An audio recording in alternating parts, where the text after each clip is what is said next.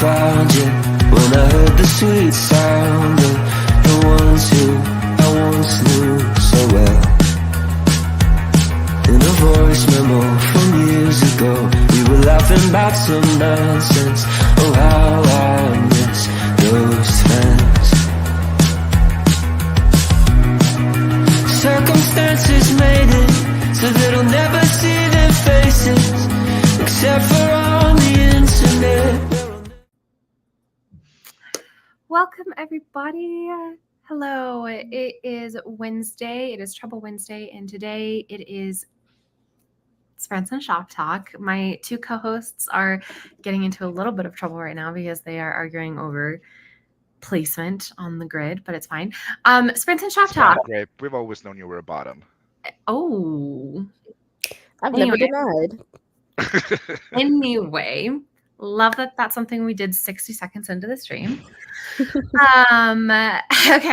Big juicy whiff of trouble. Sprints and Shop Talk is the version of the Trouble Stream where I have a topic that's vaguely related to writing or sometimes not at all.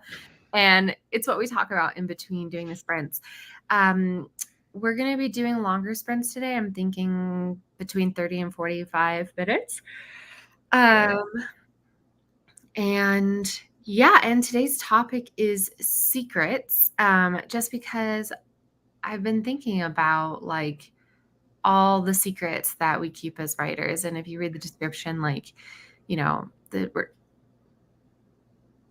I'm sorry. I have two creatures living with me now, and sometimes they get up to trouble too. These are the real troublemakers.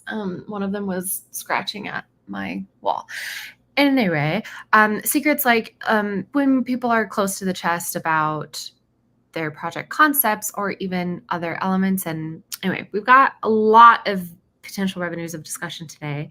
And so It's me and Grape, so it's going to be a 5-minute sprint or 5 minutes. No, actually, I think this is a totally relevant discussion to both of you because as everyone present knows, Katie Ann and I are the yappers of the group, and you two keep things close to the chest. So I actually think it's brilliant that it's going to be you two that I'm going to be focusing on today. And even though she has finally just arrived, Katie Ann will be kind of not the person I go to answer these questions. It's going to be you two. You two are in the hot seat today because you two are the people who keep secrets. And I'm not going to ask you to spill your secrets. I'm going to just talk about the philosophy of keeping secrets.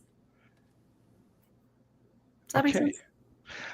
I don't see it, but this is your show. You don't see it? Why are you always my biggest hater when it comes to Friends and Shop Talk? Literally. Because we don't keep secrets. Well, Grape keeps secrets, but I don't feel like I keep You secrets. bitch. No, I don't. What are you talking about?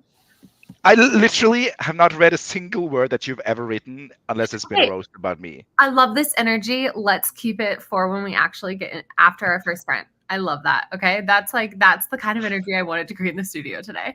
Anyway. Wait, is this fucking play about us? Okay. Hello, everybody who has arrived. Mars, yeah. Oh, I had such a vision for the thumbnail today and it just failed to execute. So I'm sorry that it's only slightly funny and not like actually funny. Anyway, hi, Laura. Hello, Sayla. Hello from scorching Germany. Cannot relate. Gaze Everywhere says, I love being vague and keeping secrets. Lying in parentheses that's such a good question. Is keeping a secret lying? Anyway, that's something to consider. Mars says, I like spilling my guts and talking a lot personally, which I get. And then Keiko thought that Mars meant she was like throwing up, but no. Hi, Nick. Hi. Oh, Malin, I like that. Heart on fire. And It was a fever dream high in the night. Huh? Heart on fire? Fever dream heart. Never mind. I don't know. Who's got the biggest hair, the most secrets? I have the most unwashed hair. Does that count? When did you last wash your hair? Mine was Sunday. I don't know if I want to publicly admit this. Because I think I actually have the most unwashed hair, but I have the most unwashed hair. You said Sunday, Stieg? Sunday. Yeah, I definitely have not washed my hair since Sunday. I don't think I've washed my hair since Friday. Oh, you fucking try hard. Let me see. I washed my hair as soon as my drive was over, Katie. So I got in at like 3 o'clock, 5 o'clock. No, whatever. I washed my hair at 5 p.m. Mountain Time on Friday, which is 7 p.m. your time. When did you wash your hair on Friday? I think, when did I wash my hair on Friday? I think I washed it at night. So like probably like midnight. Oh, okay. Or like not midnight. So like 10 it o'clock. is me. So I have Yeah, a month to wash hair. It is you. By a couple hours. Yeah. It's like, yeah, no. Yeah. Bunch of Win drink is a win is a win. Yeah. What we don't keep Isn't that secrets really a about slay? is our horrible personal hygiene. Here's the thing. I have 2 cats living with me now, and it's just been a moment getting everything set up. Slowly we are getting into a groove, and I'm hoping that my gremlin self will fade away and my beautiful fairy mushroom self will emerge from the dirt. From Anyway. Chrysalis. Min says, I can only stay 1 hour, but I'm pumped for this stream. Min, I hope you enjoyed the right off the bat talking about bottoms and then us getting derailed by hygiene talk. So it's been a good first 7 minutes, you guys. Just like every other fucking Wednesday. Yeah. I don't know if we're actually going to spill any secrets today. Today's just about just like talking about our experience with keeping secrets as writers. Hi friends, why are we keeping secrets here with the class? That's a question I'm going to ask you, Sasha, because there are quite a few people in this chat who I have asked questions of before, and they're like, I'm going to keep it close to the chest. Gonna not share with the class, actually. I apologize if anybody thinks that there is any. You know how there's no announcement today is because there is one topic we have not said yet. We have not talked about a certain topic yet. Once that topic gets said, then all tables are off, all gloves are off and potential for any secrets to emerge. But Katie, you look confused. Please tell me you know what I'm talking about. I don't know what topic you mean. Come on. What is the one thing that always gets brought up when any one of us has a big announcement? Thank you. There you go. There you go. It hasn't been brought up yet. And you never know. Yeah. And I'm purposely trying not to talk about it because as far as I know, we don't have an announcement. Oh, you mean I have no clue. So Which is really funny. chats, do we have a clue? Anyway, Gaze says I only successfully did one secret project, and even then I sent Mars so many snippets. Oh, that's funny. That's funny. Oh, you think it's secret projects? Those never say secret. That's true. Minix says I'm incapable of having secrets. Lindsay says I love collecting other people's secrets, not to use them, just hoard them in private and pet them occasionally like a little happy nosy dragon. I love this visual. And Lindsay, you have just put a D&D character into my head of a hag who lives out in the bog, who like in order to get help from her, you have to pay with secrets. I think that is like, I'm not calling you a hag. I'm just saying that this has inspired this D&D character. And now members of Blank Page Tavern, prepare yourselves. Oh, also, before we get into the first sprint, big news, Blank Page Tavern is resuming. We've been on a bit of a hiatus, a little over a month, just because I was away in a place with terrible, terrible internet. But this Sunday, we are resuming, as far as I know. I've confirmed with everybody for the most part that this Sunday is when we're going to play. If you like hanging out with other writers, if you like watching people play Dungeons and Dragons, we are playing through the campaign Tomb of Annihilation over on the YouTube channel of Blank Page Tavern. And it's me as DM, Katie Ann, Devasha, Becca, and Mars as the table. So come and hang out with us. They are about to potentially leave the first chapter and then enter into the jungle. So we'll see. We might have a couple sessions before we say goodbye to Port through. We're gonna be sprinting so soon. I promise. Like as soon as I get to the bottom of the chat, we're gonna sprint. Gay says I think it's both an announcement and a secret project. Oops. I'm sorry, guys. I did not mean. That was based off the assumption Katie can't stop writing. I apologize. I did not think about the implications of I'm sorry. As far as I know, Yes, there's no one else. What? No, You no. totally knew about. You Katie, totally used to that Katie, assumption. how about you stop calling me out on live? Hey, okay. Why don't you commit No, to the bit? never. Why don't you commit If to I my stop bit? calling you out on live, we need to stop streaming. Okay, fine. Calling me out on live is fine, but you're supposed to commit to the bit. Like, you're not supposed to ruin the bit by calling I'm it not out. ruining the bit. I'm just saying. Mullen says, I'm a great secret keeper because I probably wasn't paying attention in the first place, so I won't remember it. Did you write this, Mullen, or did Steek? That's my Wow. Shots fired. I will not be answering a single one of your questions. Okay. And that's how we know. One of my questions was going to be, what motivates you to keep secrets? And for Sieg, his answer is spite. Yeah. Thank you, Mars. I got out of bed at the 55-minute mark, and I was like, well, I can't wear a PJ top, so I'm going to put on a sweater. How do you have a sweater on? Because I keep my apartment at 65 degrees at night, so that way I can actually fall asleep, because I read that sleeping in the cold is better for you. And so my apartment is 65 degrees, even though it's in the 70s, I think, outside. I don't know for sure. That's funny. That's funny. That's funny. Devasia and Seek are not creatures. Yes, there is a cat back Well, there. you do refer to us as others, so she's not far off. I do. That's Icarus, or at least that's what I'm calling him. He has a different name, but I don't like it as much. Okay. Gosh, you guys, I'm really trying. I'm going to skip some comments.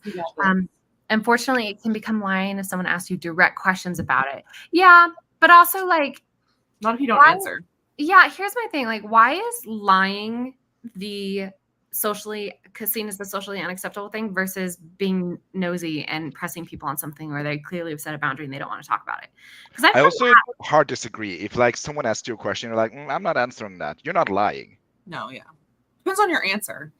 Like if you fully just tell like if someone's like, oh, what are you working on? And you're like, oh, I don't want to talk about it. Yeah. Like, no, tell me. It'd be like, well, I have set that boundary. I'm not telling you. That's not. Yeah, I don't think that's what Mullen is saying, though. I think Mullen is like for example, if someone in your life, someone is like pregnant or something, and then another family member is like, hey, like, do you know if they're planning on having more kids or anything like that? And you're like, oh, like I haven't really talked about it with them. Like that is kind of a lying by omission. But also, I think that the person who's asking you is actually pushing on a boundary they shouldn't be pushing on. A little bit. So I think that's an acceptable version of lying. Yeah, that's just me. Gaze says, no, I meant like I'm lying about being vague and keeping secrets. I'm a yapper at heart. On says, like me saying to my boss, I know nothing about whether the other two want to leave as well after I quit. Oh. Now that I can get behind. That is tea. Maybe that should just be a question: is everybody just spill one secret? That it doesn't have to even be a writing secret. Just like give us the tea. Yeah. Other than what Mullen said, I would say keeping secrets can easily be just admitting things, which is not lying, playing with words. Personally, I think we should all have some more secrets as a culture. Honestly, Miranda, that's fair. That's fair. People get real comfortable on the internet. They really do. Some things maybe TMI. Mars says, I can't believe you haven't shared any pictures of the cats in the Discord. This feels like a betrayal. I'm sorry. I keep sending these 3 cat stuff. I haven't thought about paying my tithy. Oh, no, I'm so sorry. I will spill secrets and then bounce. Many such cases. Sasha says, so is there a difference between secrets, keeping things personal, or waiting for the right timing to share? I definitely think, like, for the purposes of this shop talk, I am more focusing on like the close to the chest point of writing, because I just feel like there are so many of us in the community who struggle. Look, the reason I got inspired, well, there are many reasons why I got inspired for this Sprints and Shop Talk, but as you will see down in the description, one of the big ones is that Katie Ann is doing a full, like, how would we even say it? Full exposure, full frontal. Full frontal novel writing. Documentation of her writing process for a fun witchy book that she's writing. And she's already made 4 videos for it. Is it 4? Is it 3? Yes. 3. 3 that are live. right now. Sweet little life. And she's gone over just like initializing the concept, character creation, and then setting. Is that the other one that you've done? The plot. Pinterest. Yeah, like aesthetic and Pinterest board and stuff like that. And like, so for this project, it's no secrets whatsoever. Character names are being shared, timeline is being shared, outline is being shared. And I just think that as an experiment, as someone who has done something similar, I think it is, well, first of all, as someone who's done something similar and having it gone, let's say, quite well for me, I just think it's an interesting thing, and that, you know, I just think it's interesting and I want to explore it. Anyway, I'm not acknowledging this comment. Oh my God, Laura, wait until I talk about docking. No. Lindsay says, "Lol, I am the hag that charges secrets for service." Well, then maybe, Lindsay, if you ever want to come play on the Blank Page Tavern, that could be your character for Blank Page Tavern. You could be that kind of creature. We are meanderers. Yay, call her out in secret. Okay, but why do you have cats? I have cats because one of my cousins moved to Paris for a year and needed someone to take her cats. And so I have taken her cats. Why are they your cats or you cat sitting? I'm cat sitting for a year. It's honestly so fascinating because I actually see the writing process of the other person and I get to question myself on my writing process. See, there you go. I think this is in Katie's thing. If that makes sense. Like, why don't I do this? Usually because I'm lazy, but you know, I think there are probably deeper elements to that. Okay. Finally, going to YouTube. I should have had this set up before the stream even started. Hex Hourglass. It's been 4 years. I don't think we're going to start pre-uploading streams at this point. Uploading streams? Writing. I don't think we're going to prepare anything. Yeah. Katie, do you have a timer that you think fits the aesthetic of your witch book that you want me to use? Ooh, the one where, the Hex Hourglass, where the girlie, she's on the dock with the witchy candles around her, I think it is. What? She's like on a lake dock moment. Speaking of docking. Oh my God. Bye, Keiko. Don't see Keiko. that. I don't Hey. see that. Oh, I have a fun anecdote about docking if you want me to share. I would love Yes. to. oh, Yes. I see it. Oh, sorry. Wallace is like, I'm gonna shut this down right now. Okay, we're gonna do a 40-minute sprint so people can, like, this is everybody. You know what? What is one thing everybody's gonna try and accomplish during this sprint? And it can be small if you just need to be small, but like, I want people to commit to accomplishing this thing on this sprint. Stieg, go. I'm going to finish my dinner. Okay, Devesha. I'm gonna read 30 pages.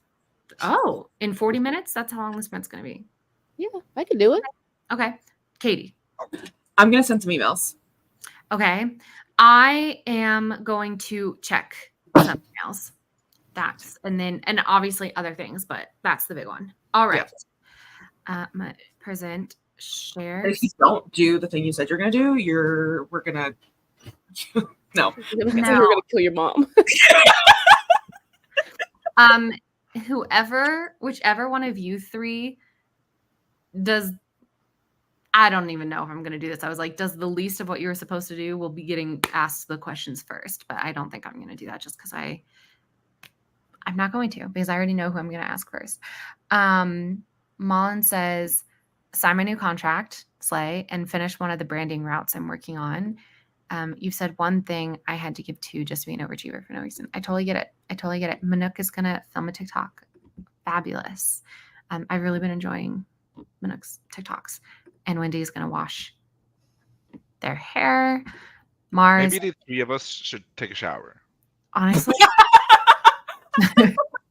I mean, to be fair, Devesha never said. She could really be the dark horse that comes out and has been like, I haven't showered in 3 weeks. You know, like, I don't know. No, I have showered more recently.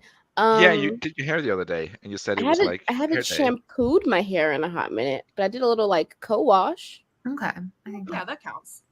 that counts. Thanks. Like, Lindsay is finishing revisions on chapter 28, slay, and going to hydrate. I thought that said I'm gonna do a lasagna course, and I was like, okay, Garfield, good for you. Like, what?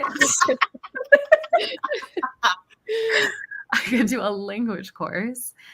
All right. Wait. Mars is gonna get a glass of water from downstairs. Thank you. I don't know why I missed that. Mars hater. I am not. If I didn't like Mars, I would not have asked Mars to be part of the Blank Page Tavern. Like that is an immediate, what's the word? Endorsement on my end. If I'm like, you seem like the kind of person I'd play D&D with, that's how you know I'm super into you. Okay, are people ready? So people who didn't get invited, you heard it here first. Yep. Everybody who's not been invited on the Blank Page Tavern, you all can go suck it, except for the fact that I literally invite everybody. I'm like, tell me if you want to play, and I'll put you on a list. And the thing is that I've just gotten so attached to our core group of people that now I'm like, oh, but maybe we won't rotate. Maybe we'll just have guest stars. Because I'd be so sad to lose any of the core table. Anyway, no, come on. Everybody's been invited. Everybody's been invited. That's the joke. Okay. All right. 3, 2, 1, go.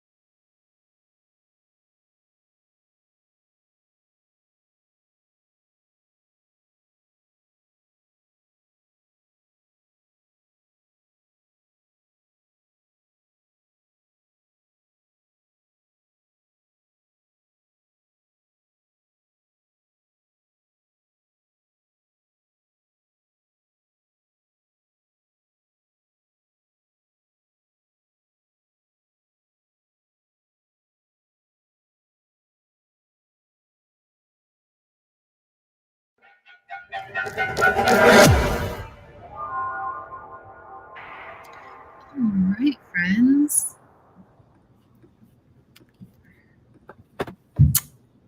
Check in, Devesha, or Cowboy Steeg, or Devesha. Let's have it be Cowboy Steeg. Did you eat your dinner? I'm offended, Grape. Yes, I had my dinner. I also did the online thingamajig for package I'm returning that have been daunting to do, not because it's hard, but I've just been like, ugh, Mhm. And then I had a shower. Oh, lovely. I know, and I feel like a human again. That is incredible. That's a very productive 40 minutes. I'm also impressed that you were able to make it back. Like, my one thing about My apartment is really small. no, but okay. It's not a space thing, it's a temporal thing. Like I struggle to shower during sprints because once I'm in the shower, it's so hard to get me out of the shower. And like Unlike Grape, I hate being wet, so I'm just like in and out, done. Yeah. That's fair. Devesha, how'd you do? Firstly, I would like to say, Stieg, that wasn't even me. I wasn't even at the computer when that happened. It was me. So way to blame me for something I didn't do. It's feeling very misogynoir. Also, I finished reading my 30 pages, and it was like, it ended right at the end of a chapter, so like that was fun. And then I washed my face and brushed my teeth. Oh my gosh, everybody's doing so great. Katie, did you answer those emails? I did. I sent like 4 or 5 emails. So yeah, and they were important emails, so they're out of the way out of my brain. So, Yet I didn't receive a single one of them. So powerful can they be? Sorry. Can we get a little like context of what the emails were, or is that a secret? It's a secret. Okay. And I read my emails and I responded to emails and I did a little research for my like big girl job and then sent more emails based off of that research. And then I fed the cats and then I paid somebody who might be here, but I don't know if they're here or not. I don't know if they're here. I paid somebody for goods and services rendered. And I know. You know? I know because you talked about this. Oh, okay. And then I also made myself a morning London fog. And I think that's it. What was I doing right before? Oh, Miranda sent me. I was going to look and see how my most recent Instagram posts and reels are performing. And then I saw that Miranda sent me something, a message, a funny like TikTok. And so I watched that in the last 30 seconds. So yeah. So it was good. It was a good 40 minutes. Felt like a good 40 minutes to me. All right. We lost him a nook.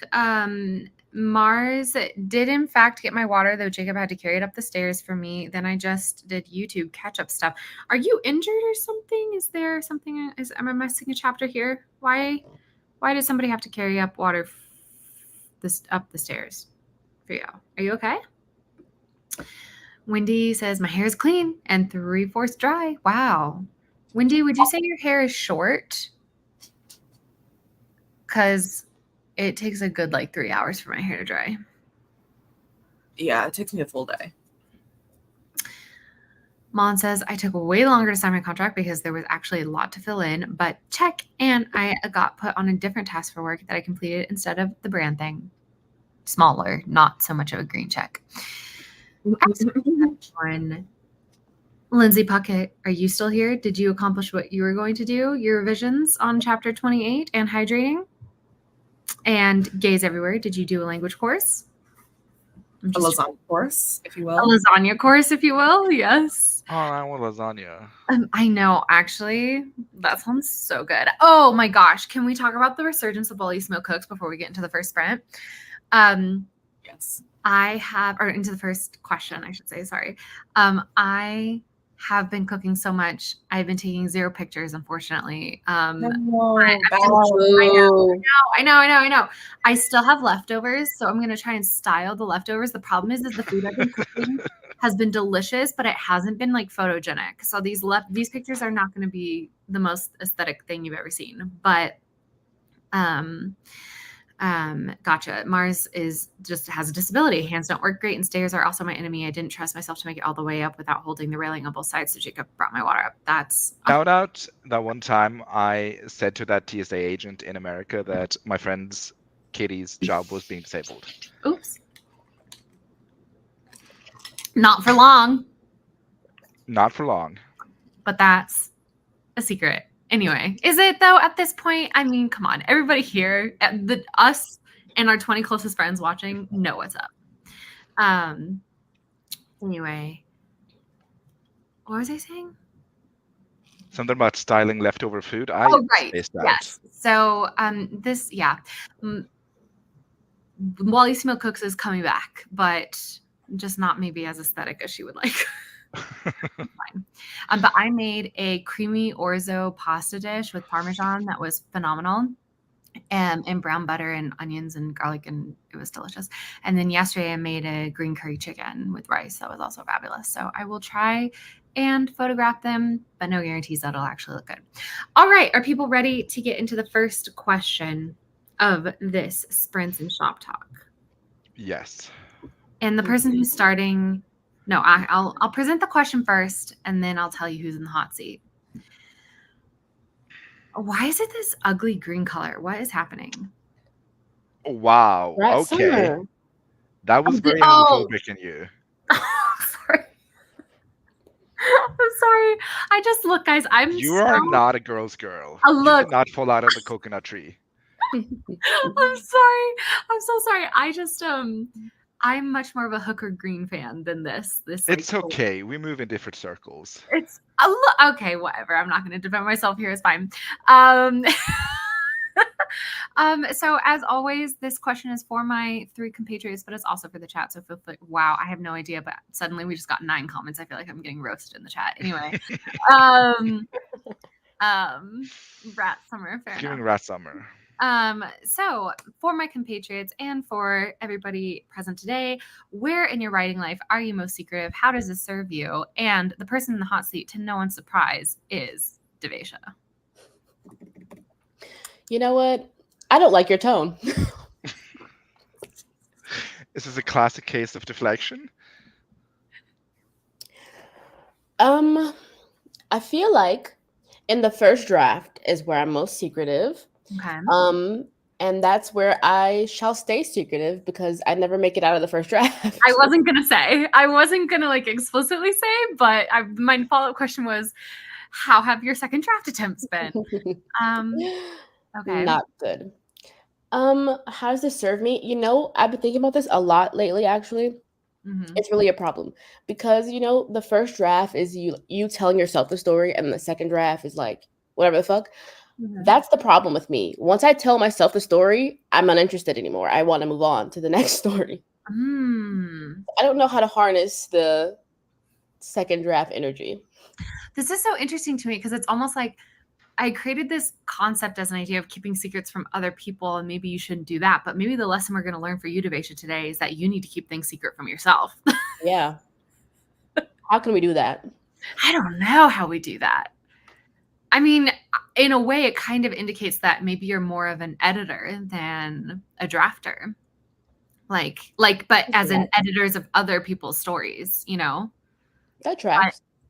But I also think it's hard to make a blanket statement like that when we don't have the data for it, right? Like, as you said, you are in a part of your writing phase where you're just trying to work on completing a first draft, you know? So Also, I would like to let the chat know that I have completed multiple first drafts, okay? That's not my problem. I can complete a draft. I just can't continue to the second draft. But do you think once you've completed that first draft, do you then share the concept with people and like on a deep level? Because I know some of the concepts for your stories, and I feel like in our friendship, especially ever since I've really started calling you out on it, you have been better about being like, this is my character's name, and this is what I'm working on today, and this is the journey she's trying to go on, and I'm trying to, you know, figure out X, Y, and Z elements of like what would make sense for the plot versus the character. But do you find that talking about it with other people helps you in the process because you get that input and you get that like feedback from people? Or do you not really notice any difference between talking about it with someone versus not talking about it with someone? I think it really truly depends, because sometimes you just want to talk through the problem and not have a solution. And other times you want other people's creative input. So maybe that's why I don't share often, because I don't want your input yet. That's fair. That's legitimate. So, okay, we're kind of like gearing away from the actual topic, but I'm more interested in the troubleshooting element of it, of what we presented here, is that we have someone who keeps things close to the chest while they are writing the first draft, but then once the first draft has been written, loses interest in the story. So then I guess my question for you is that okay with you? Are you okay with just being someone who writes first drafts of stories and then moves on? Or do you have bigger plans? Like, what would you like to do in an ideal world? What would you like to do with your stories? I am okay with that at this point in time. Okay. Yeah. Are your bigger plans a secret? No. Like No. one day I would like to query and get an agent and traditionally publish, but I'm okay with not being prepared for that stage in the process just yet. I think that's fair. But since we're on the topic of keeping secrets from ourselves, I do think in a way, though, that not at least visualizing the route in which you would take to get to that eventual goal actually precludes you from reaching the goal. You know, if the path is shrouded in fog, it can be hard to walk it. Does that make sense? Mm-hmm. Like, what? Yeah. So you said your ultimate goal is eventually to query an agent and hopefully get traditionally published. Is that what you said? Sorry. Mm-hmm. And right now you're at first draft. And the big stopper for you is that after you've written a first draft, you're bored with the story because you've already told it. Yeah. So do you have any thoughts for how to combat this as an issue? No, none whatsoever. I'm going to open it up to the peanut gallery then. Steve or Katie, any comments on Devesha's predicament? Yeah, someone fix me. I've been trying for 28 years. I think it's funny that you, Wallace, think that Devesha is so secretive, because I do not find Devesha secretive about her projects. I feel like when I ask, she answers. Thank you. And we have like discussions. I think it's just that maybe it's because of the ADHD, or like the different flavor of ADHD. But like when you and me talk about our projects, oh my God. Oh, jeez. That was so freaky. Like, having in slow motion too. I was like, oh, Katie. Boo boo. Are you okay, buddy? Okay. Anyway, as I was saying, is we like to talk about it for hours and hours and hours and hours and hours and hammer out through a lot of stuff. And I feel like Devesha is more like just like blips of it, you know, like moments of it. And then like, you know, back to thinking, and then more moments of talking about it, and then back to thinking. Like, I feel like no, that's fair. And I don't want to, you know, I picked the word secret for this Spence and Shop Talk because it's so what's evocative. It gets the people going. Thank you. But I'm not trying to at least I'm sure that I am on an unconscious level displaying a bias here, but I'm not trying to say that anyone's way of doing things is bad.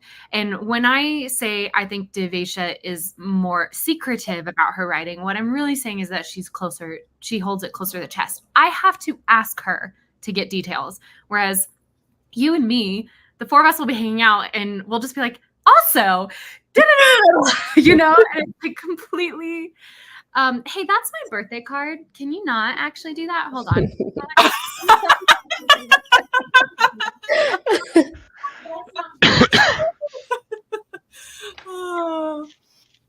I had another thought, but now it's gone because somebody knocked over my whiteboard. Also, I'm going to bring it up once more. Stieg, every time I told you about La Six Acra, you forgot immediately. So Baby, hold on. Oh my goodness! Look at her little face. She's so cute, Cleo. Okay. There you go. Good girl. All right. So yeah, I mean, I guess what I'm trying to say to bring it back to Vaisha is, do you think from a troubleshooting perspective, do you think facing second draft would be easier if you opened up more? Like, could you ever see yourself doing something like what Katie's doing, not just opening it up to us, but opening up the concept to a wide range of people, maybe not making videos, because I know you don't love doing videos anymore, but maybe like on the Discord, being really in the fiction section, being like, here's what I'm doing, or on Instagram, here's what I'm doing. Like, do you see yourself getting anything out of that? Or are you so close to the story process that you still, even in the second draft, don't want other people's input? I don't know. I can't say until I've tried. Mm-hmm. Then, okay. Sorry, my ice glass just did something weird. Anyway, what story of yours that you've completed the first draft do you think actually has the most potential for you to be interested in entering into draft 2? The way none of them. But like, really sit and think with it. Even if it's none of them, one of them is going to be more than the others. Why not? Why not any of them? What do you find makes it harder to, or like, why do you not want that either any of them? Why? What is such a good question? Also, not to totally interrupt, but I'm pushing back against Devasia being like, I'm not secretive. You are the only person camera off right now. I'm just gonna say, the visual statement that is occurring right now is actually so powerful. I'm not gonna lie. Hey. It's because, firstly, I was still in bed during the first sprint. And then, you jumped into the chat. So I can give everyone a peek of my face. Hello. Hi. I'm eating a corn dog. Good morning. I'm actually so jealous. I love corn dogs. Anyway, back to Katie's question. Why do you feel like none of your first drafts are ready to go into a second draft?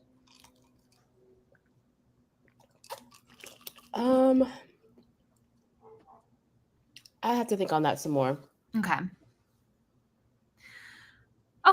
Pulling it back to the question itself, when you are in that initial stage of, I have an idea, are you typically secretive about the plot itself, or close to the chest, I should say, about the plot itself, character names, like aesthetics? I'm just going off of what Katie's been doing. Or are you like, you just don't want input on anything? Or would you share some elements, but not others? I feel like when I'm in the beginning of brainstorming, I share a lot with you guys. You do. I'm not saying you don't. This is an exploration. You share a lot when asked. You just gotta ask. Okay. I ask all the time. Like, what are you doing? Okay.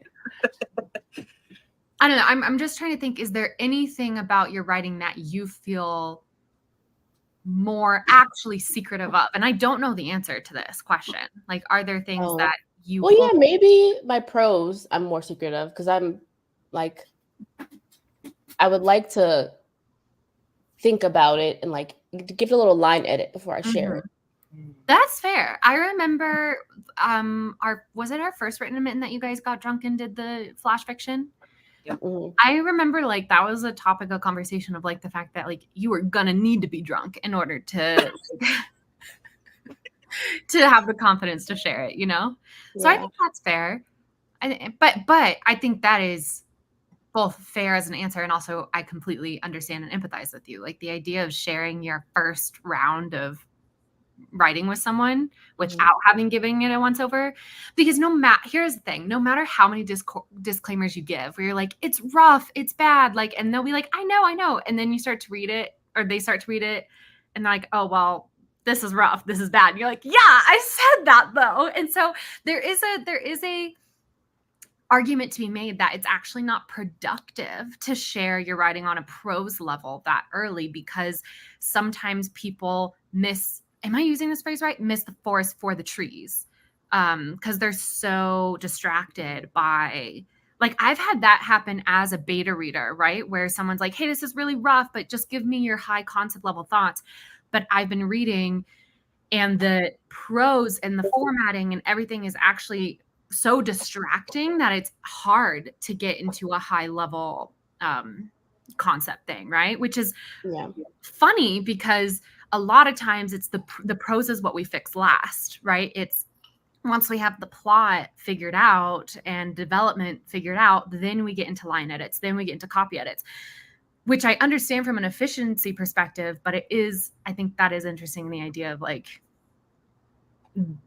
the line level stuff, the copy level stuff does make it harder. If it's distracting, it makes it harder to focus on editing the developmental level stuff. So, all right. But also, there's like a difference between sharing with your critique partner and then asking someone to beta read. I feel like if I got a manuscript like, hey, do you want to beta read this? I expect, as Miranda says, a threshold of cleanliness that doesn't distract me from, reading and like absorbing the text itself. Because I've also had experiences where I'm like, I know you said this was rough, but man, is it rough?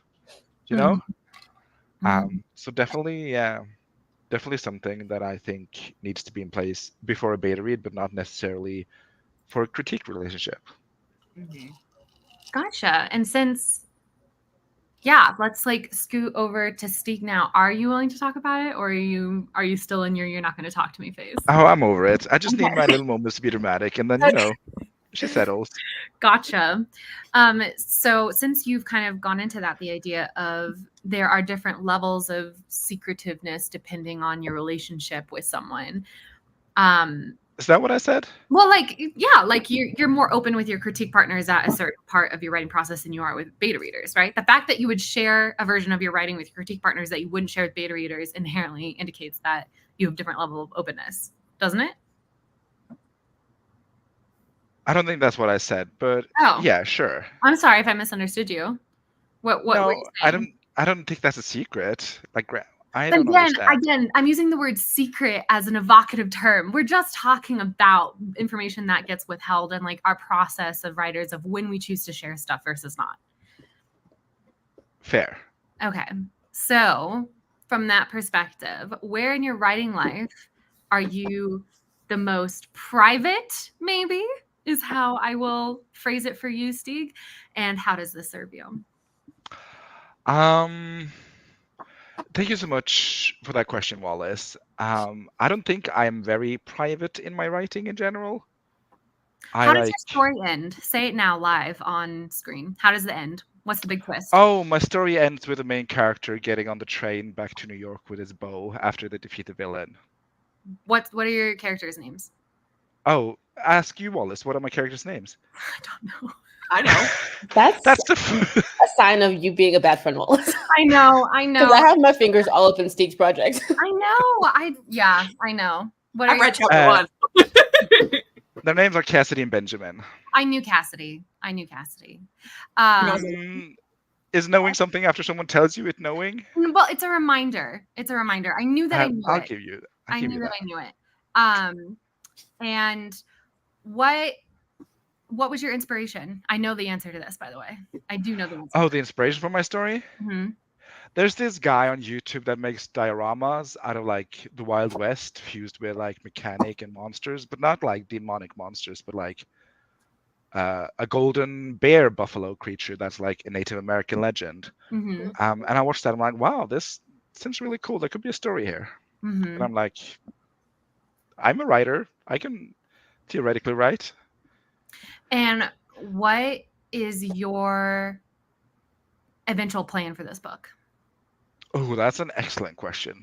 My plan is to at least get through the first draft. Okay, and then what? And then maybe a second draft. Who knows? What is your biggest insecurity about the book right now?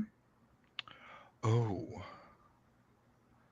that is not going to be good. But if your plan right now is just to get a second draft, doesn't matter if it's good. What is your actual eventual plan for the book? Like for real? What is your actual hope and dream for the book?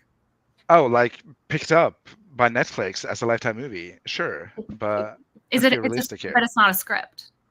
It could be a script. Well, I need to publish it, and then Netflix picks it up. Has Netflix ever picked up a self-published work?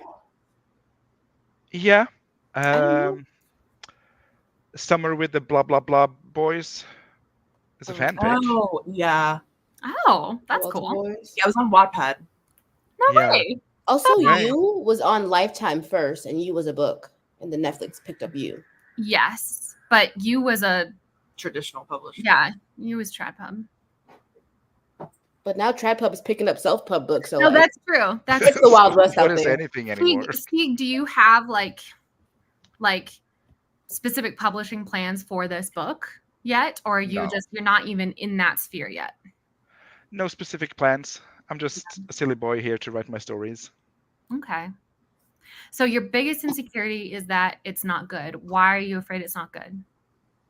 Oh, it's because I suffer from the smart kid syndrome or whatever they call it, where you're being praised as a kid.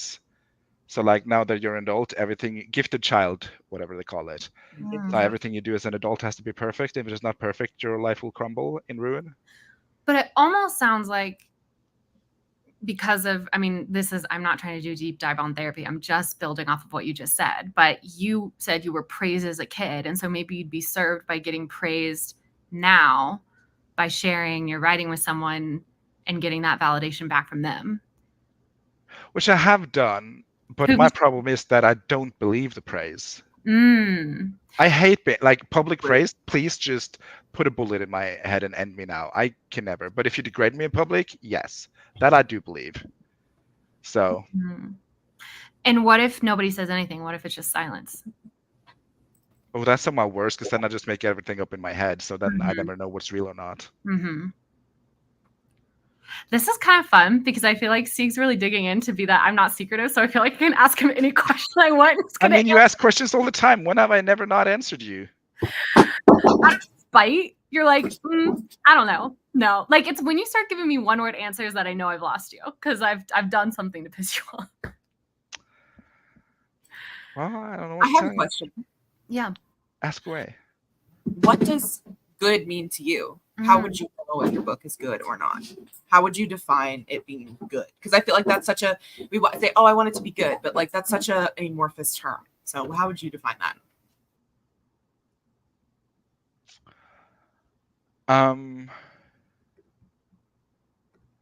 That is a really good question.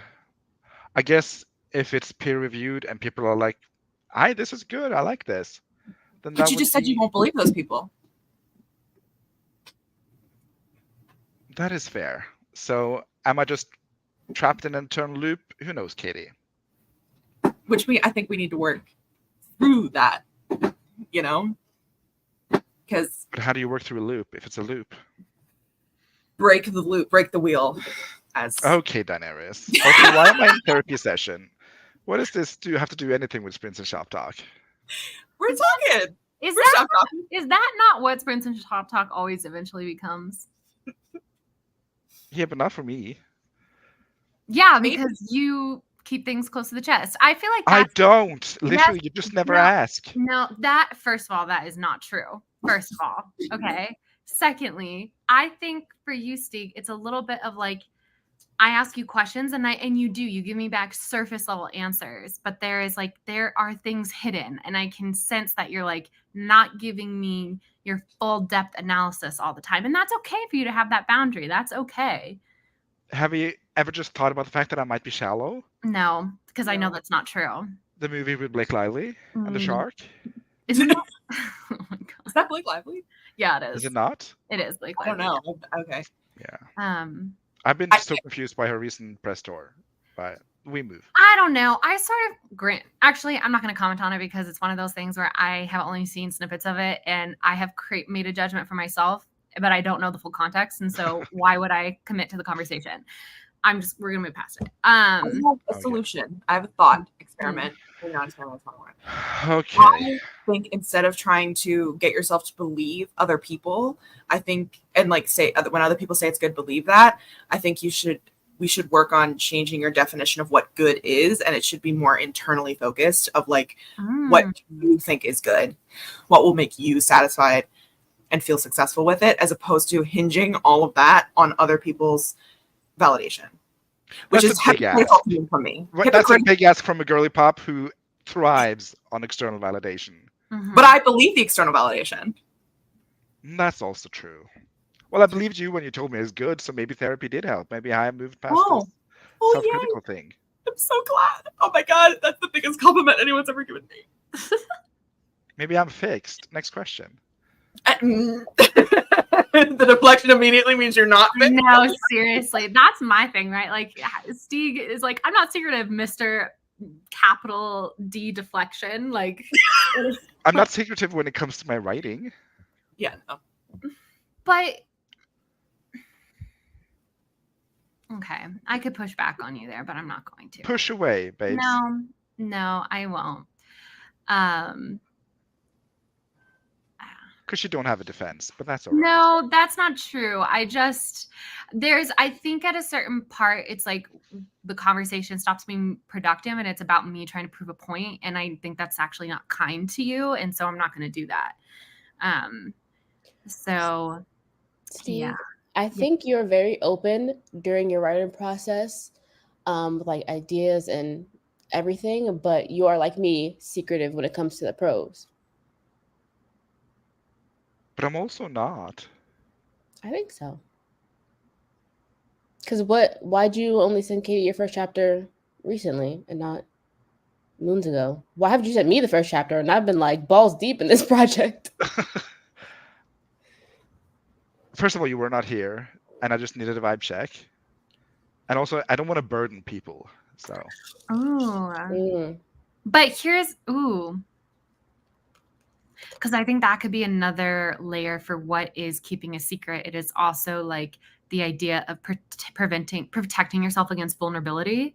And I think that feeling like you are a burden to someone, right, is an inherent vulnerability, right? Yeah. Why do you think within a group of friends that formed their friendship because we're all writers, it would be a burden to receive your writing?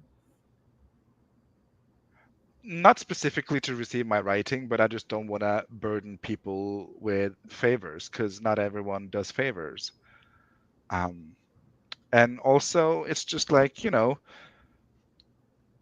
we've all been burdened by favors that we do because we like the other person. And I'm an overthinker and also a people pleaser, so I just tend to not ask instead, because in my head it's a burden. Not that the other person necessarily sees it as a burden, but I perceive it to be a burden because But you have the desire to ask?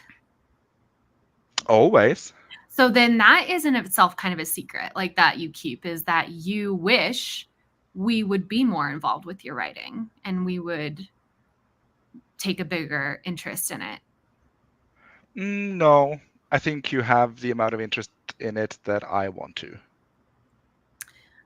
But then that kind of directly contradicts what you were just saying, because if you are again, I was speaking as a concept. Okay. Like, I share my writing, but sometimes I feel like I'm burdening people with asks, not necessarily my writing, but just in general. Stieg, there's almost no favor you could ask of me that I wouldn't oblige. It's almost like Stieg's talking about when he asks other people and not us, because we are extensions of himself. Maybe it is. It's like when I had that health scare with my nephew, and I didn't tell you about it like for a few weeks after, because and this is so funny because in my diary, in my journal, I wrote like, "Ooh, I should share this with the troublemakers," but I'm not going to because they're going through their own stuff. It's like that. You see what I mean? Yes. And I will never judge someone for not sharing health information, but also, as you know, like it is, you want to we want to be here for you in those moments, right? Why did this turn just so super personal? Because this is what it's about, right? Being secretive and not and unshedding, being unburdened by what has been. Tyler, sex tape.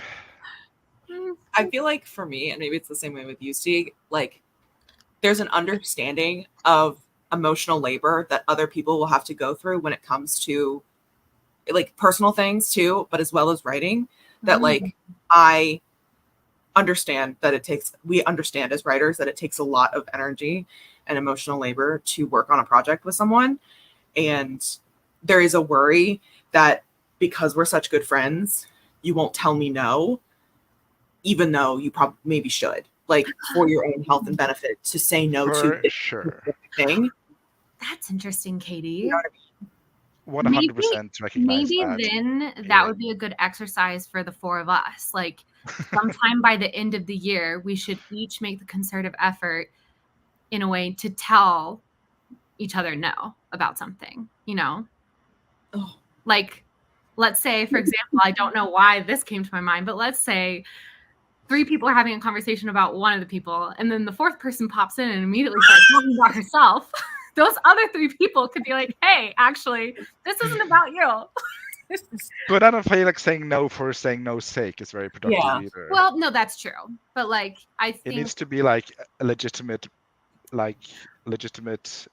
well, okay, so then order that I have. Then that's the interesting flip side of the coin, though, right? Is that you prevent yourself from asking us favors for the fear that we would not say no. But have you ever felt a desire for, and this is fine if the answer is yes, but can you think of a time when one of us has asked for a favor from you and you wish at the time that you could have said no? See? Never once in my life. So then that is interesting, and maybe you should internalize that as maybe that is reciprocated, and that we are because I'm a people pleaser. Not everyone is a people pleaser. Okay. People live their own lives. I think you've been getting out of your people pleasering recently. Definitely I wish. Since I do. Yeah. Last year, I think. I mean, if you weren't, you would still be in said group that you're no longer a part of. That's fair. Mm-hmm. That's fair. And I do believe in healthy boundaries, but, you know, as we all say...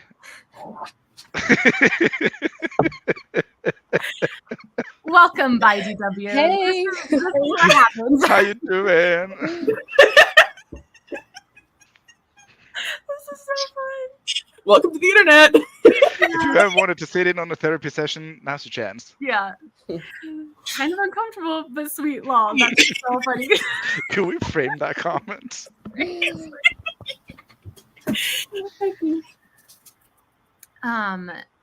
Stieg, thank you for letting me poke you there. Okay. I'm going to answer a couple of the comments, Katie, before I turn to you. Sure. Malin says, for question 1, I hold everything I'm not proud of secret because anxiety. So I'm secretive about it all. Are you saying you're not proud of it all? Because that's not true, Malin. Why am I thinking I've read one of your chapters? Didn't you read one of your chapters in a video? Or on a live stream was it last Tuesday? No, that was a couple Tuesdays ago. No, but this was not this was not for like 1,000 subscribers or something. Oh, that's right. Because I'm also doing that, by the way. I've gotten permission from Alcove to read the first chapter, so I'm gonna do that. Oh, slay! I'm so excited. But so like, that's a good question of like, what does it take for you to push yourself out of keeping things close to the chest? And for Malin, right, one of those is a celebration of an achievement, right? And that feeling of I can be vulnerable because look at what I've accomplished, and I'm going to take this moment to share in my excitement with my community that I've built. And it's also a vulnerable moment. So I don't know. Oh gosh, my Mac will sleep soon unless plugged in. Okay, whatever. And it says, as a pantser, I will not be able to answer anyone's questions about the concept until I've done like 2 drafts. So generally don't find it helpful to share much any earlier than that. Okay. Froggy says, for me, I tend to not talk about my first drafts either because my first drafts tend to change so much as I write, and I don't want people to get excited about my story only for that story to change. Okay. Becca says, I usually keep everything secret, at least at first, for fear of losing my enthusiasm for the project, both for myself and if people's reactions are meh about it. That is so interesting as a concept. The idea of being so excited about something, sharing the concept, and then people not being thrilled by it. And so then you start second guessing yourself. That's really interesting. I am most secretive in brainstorming. I don't want to talk about elements until it logistically makes sense to me. I get to become more coherent about the story before sharing. And then Sayla also says, I relate to Grape. Once I've told myself the story, I lose interest. It's why I don't outline. Honestly, I've gone from pantser to outliner, but part of me is thinking I need to pants again because I don't know. I'm so conflicted. I've pants one novel and I fully outlined Tibifo, so I don't know. I also don't often talk about my unfinished stories because there have been many projects that I've started, talked about, and no longer have any intention of finishing. Here's my question for you, Froggy. Why is that a problem? Like, why not just talk about those stories anyway? That's what I'm trying to say. Let's analyze that. What is it in you that feels like just because you might not finish something means you shouldn't be able to talk about it? What's the underlying insecurity or vulnerability there?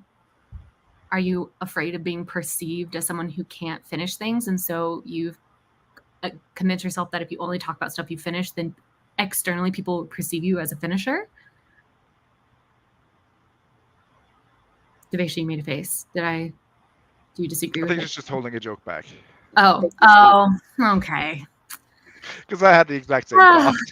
Okay. Sayla says, I'll talk about my drafts with my writing ladies. We have a cone of secrecy that I think it's always inherent. Isn't always inherent in all my spaces? Isn't always inherent, yeah. Malin says, I'm sorry I'm skipping comments. I'm just going to the people who directly addressed. It's incredibly difficult to share something so close to yourself as writing. I think this is talking about the prose level, especially at the beginning. You have to be vulnerable, and that's the hardest human thing to do. Absolutely. Laura says, I don't feel like I'm secretive, and that can make people annoyed with me as I keep switching projects with my ADHD and not finishing what they started reading for me. I share snippets all the time. Yes, you do, and we love that. But don't finish a lot of my novel length projects. I keep getting existential crisis every month and want to switch what I'm focusing on. I think there's some of us here who can relate to that, Laura. But that's what I'm saying, though, is that is a reason why it's beneficial to talk about these things and not hold them close to the chest for fear of how externally people will perceive us, because a lot of us in the community are probably experiencing the exact same pattern of behavior. And if other people start talking about it and helping normalize it, then we're like, oh, this is a thing that happens. And maybe either A, that's okay, and it can just be a thing that happens, or B, collectively, we can talk about why it's happening and understand it at a deeper level, and maybe that will help us tackle it as a problem rather than trying to tackle it on your own. Or option number C, put it into writing, slap a cover on it, and sell it as a craft book. True. And then Malin and Steve will read it and do a live stream about it. Sayla says, I think there's a difference for writers who offer information and those of us who need to be asked. And I think that is interesting as well. And I think that there is an interesting thing to be analyzed there, like the personality difference between someone who will just offer the information versus the person who needs the information to be requested. Because that can create, as we know, an imbalance in information sharing if you don't check it. Miranda says, I do think it's easy to doubt words of praise, but I think the thing that's harder to doubt is action. So when you can tell other people are getting excited about it, etc. Oh, that's true. I will say, what will I say this? Say it. Only No you know holds the barred. answer. I will say I'm having a really interesting relationship right now with external validation because a lot of the ARC readers for Dark and Secret Magic are posting their reviews on Instagram, and I'm getting tagged in the positive ones and only the positive ones, which thank you people for proper Instagram etiquette. I do not know if there are negative reviews of it on Instagram because I'm only getting notified when someone tags me. And I will say it is interesting having my whole life been like, oh, well, this person said they liked it, but they're my sister, or this person said they liked it, but they're my cousin, or you guys have said you liked it because, but you're my friends. And so there's a difficulty in trust. The first person who like raved about A Dark and Secret Magic that I actually was like, oh, wait, okay, was Jessica, was the Hex Library. And I believed her because I have known her inherently as someone who does not butter you speak up. your mind. Yeah, she does not butter you up. She is not anti-conflict. She will 100% speak the truth, even if you are like her amazing close friend. And they're like, she does not. She will say that like upfront. Honestly, she'll be like, "I'm not gonna just make you feel better. If your book isn't good, I'm gonna let you know." So that was the first person who I knew who I like actually believed their external validation.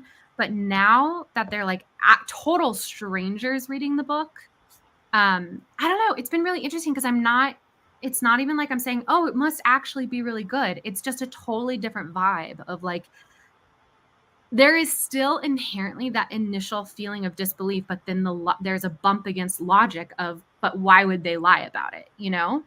And so yeah. And also because I have yet to see like a negative review, I don't know how those will impact me, right? If I see a negative review, will those hold more weight for me than all the positive ones? Like how many positive ones would it take to outweigh one negative one? Does that make sense? Yeah, for Yeah. sure. I feel like Adasm has very few negative reviews. I don't know. Very few. That's the thing. We know. I'm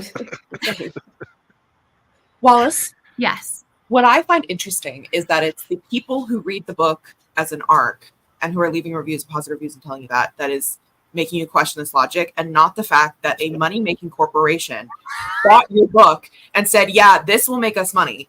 I would like to have this because it'll make us money. Not just because I think it'll be good, but they think it's good enough to make us money because ultimately that's what publishing houses are trying to do. But Melissa, your editor, looked at it, said, yes, I like this. I want to work on this. I want to read it multiple times and go through it with you and make it the best that it can be. And we're going to sell it, we're going to market it, we're going to put it in a fucking book box. So like, I feel like it's interesting you don't bring up that aspect of it, because that's fascinating to me as like the fact that someone literally paid money because they think them money. As a capitalist girly, that's strong in your brain. Personally, I think. First of all, thank you.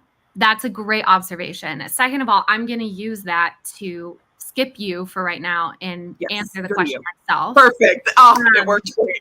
And I will say, as we all know, she doesn't keep that many secrets.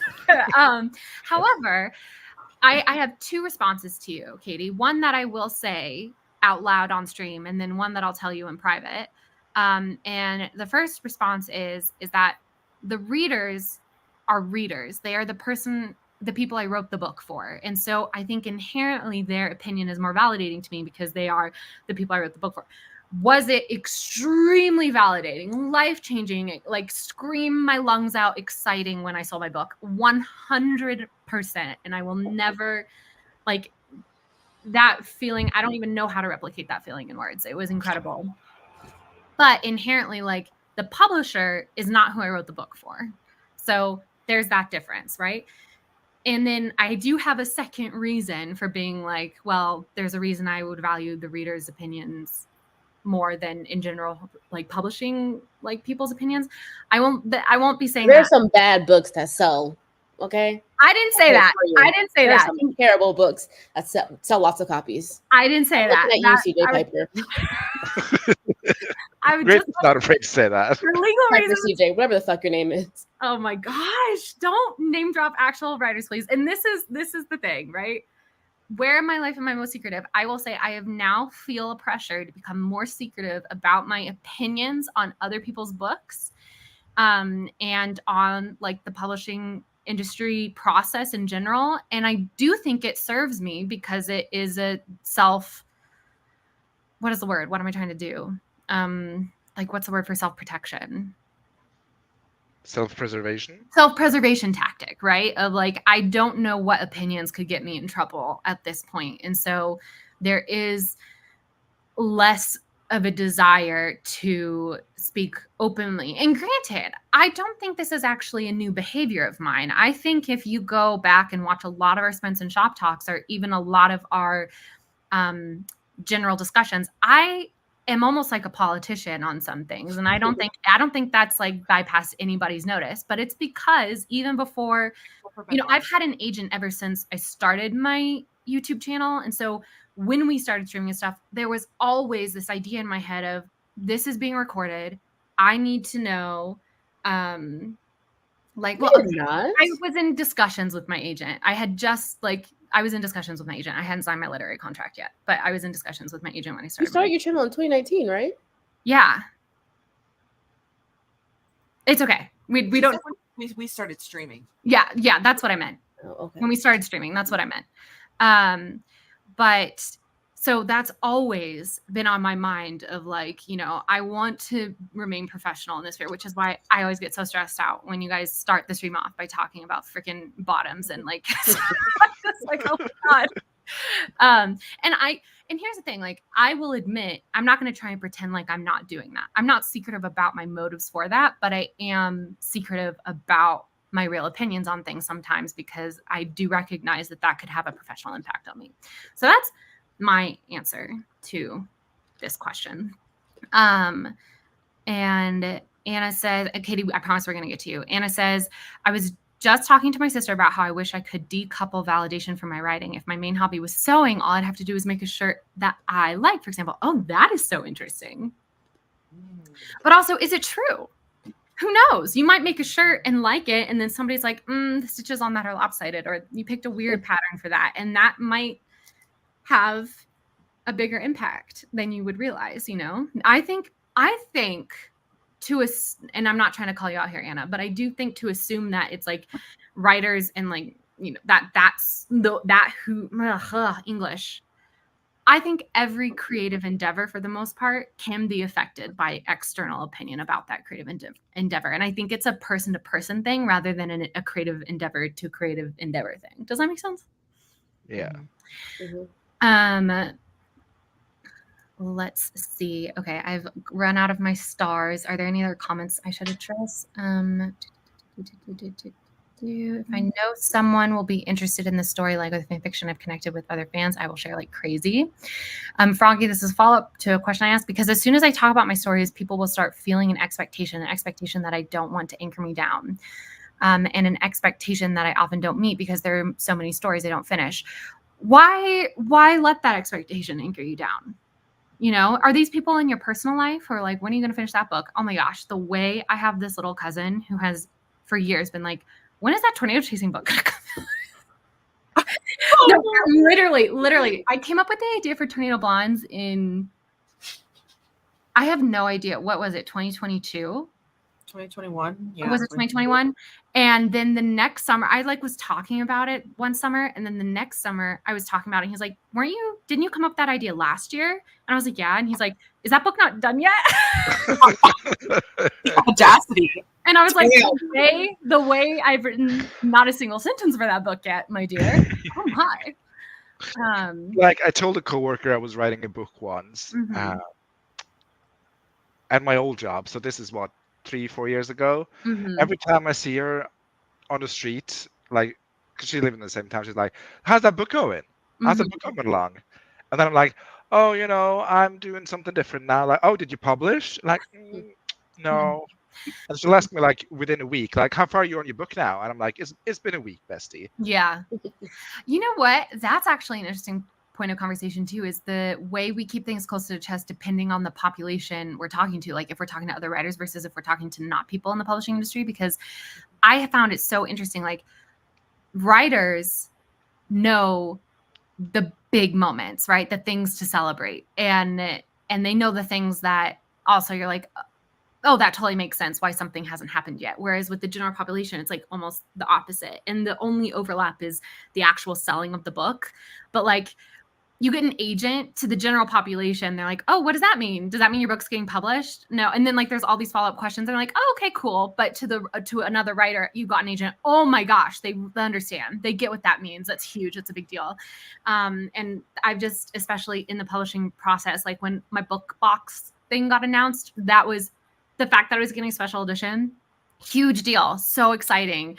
My family had no idea what it meant. They were like, oh, wait, but I thought you already had a cover. Why are you getting a new cover? Oh, God. Oh, And hit him with the bless your heart. Yeah. I mean, look, we love a supportive people, but like it is interesting. I have at a certain moment in this whole process realized if I want that external validation, if I want that celebration, I 100% go to you guys and tell you. And if I want to be quizzed and like not be fully understood, no, my family's amazing and they're endlessly supportive, but there's just definitely a difference in understanding. And so there are some things that have happened in the past 8 months that I haven't even bothered to tell them because I felt like, it wasn't relevant. Like there were some things I knew they would be excited about, like when my audiobook got announced, that they were excited about that. But yeah, the book box was the big one where I was like, I'm gonna be in a book box, and they're like, cool. What does that mean? You're like, don't books already come in boxes? I get one from Amazon. Like, it's already in a box. I just took a screenshot. Did anybody hear that? It was me. I took a screenshot of by DW's comment. Oh. And he searched it forever.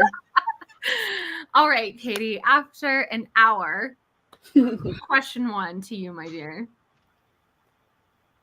I'm not secretive at all. Lies. That I'm Mentirosa. going to call you out on that, Lady Really? Catherine. Okay. Many Go ahead. a time have you said, oh, I don't want to tell you. This is just for me because once I tell it, I lose interest. You've said I yourself. have. And then you're And like, then 2 minutes later, you spill the beans. Yeah. But still. exactly. Yeah. I have best intentions to be secretive. And then you're like, no, tell me. And I'm like, okay. I fold so fast. Like, but that means I'm not very secretive. And like, I don't value being super secretive in things that I'm doing. Remember that one time you were writing that fanfic and I literally straight up asked you, is it this person X this person? And you said no. And I was like, okay, whatever. And then come to find out 3 weeks later, it was in fact what I had said it was. I will forgive, but I'll never forget Katie. The smallest woman who ever lived. Katie, don't look confused. I know I will stand as witness. This 100% happened. When? I was not here, but I believe women, so I'm going to believe Grape. I mean, I believe that happened, but I think, Katie, can I say something that's like a little bit of a read, but I say with love, and you can 100% refute if you don't trust it? sure. I think you hold, in building off of what Devisha just said, I think you are secretive about stuff that you feel like directly contradict your vision of yourself as a writer and like your brand. Does that make 100%. sense? Mm-hmm. Yep. And yeah. So Yep. Which, like, to be fair, a lot of times that's because it's like something that you feel a little embarrassed about, which who doesn't? It's a very rare person who was like, hey guys, who wants to know about this incredibly embarrassing thing that happened to me? Like, I mean, I think, look, it was Is it a read or is it true? I 100% agree. okay. That is 100% what it is. Like, Yeah. but even then, like, I don't. Because, yeah, Like- and also I will say this: I think you hold it close to the chest while you deal with the reanalysis of yourself, but then once you accept it, you move forward, right? Because one of the reasons I think you were so secretive with Cruel Summer, I mean, and granted you weren't, like you literally read a chapter of it out loud on a live stream, but then you privated that live stream, right? And like, right, forever. but that's because you were like, well, I'm not a romance writer, and that was a big thing about your persona and your perspective. Well, I think there was something slightly more than just being a romance writer about that. That was yes, that's fair. And part of the thing I think about being secretive is like the reason I keep that live stream private is because it is on the internet and there are bad actors out there who, like, the people who saw it and nothing bad happened of it. But that doesn't mean that if I kept it up, bad things wouldn't happen. Right. With people who don't know me, who won't give me the faith and the nuance that I ask for, that was given to me graciously on that live stream. I think and so I that's want to, So I think that's why that part is secretive is because I may trust y'all, but I don't trust people I don't know. That's fair. It's just us three and 21 of your closest personal It's just friends. friends. Yeah. Speaking of, let's do a roll call. If you're here, say here. I expect 21 comments that just say here. And stop being secretive about who you are. Yeah, stop being No secretive. lurkers and Cat. And Cat, our famous lurker and Cat. Are you here today? But building off of that, something I find super interesting, because I'm going to admit, bad interviewer technique, but I went into this question really expecting something to creep up more than didn't get mentioned once. And nobody talked about being secretive out of a fear of ideas getting stolen, which I think is so interesting, because when we kind of had a similar conversation, Sprints and Shop Talk, about this, like when we first started doing Sprints and Shop Talk, that was a major. Anne! I'm such a fan. How are you doing? What's going on? How's life? Where the hell you been, Loca? Oh my god. Oh my god. Hi, Lizzie TT. Hi, Lizzie. Oh, I love your little profile picture. That is so you. cute. That's funny. That is you. I'm imagining you right now. That is so cute.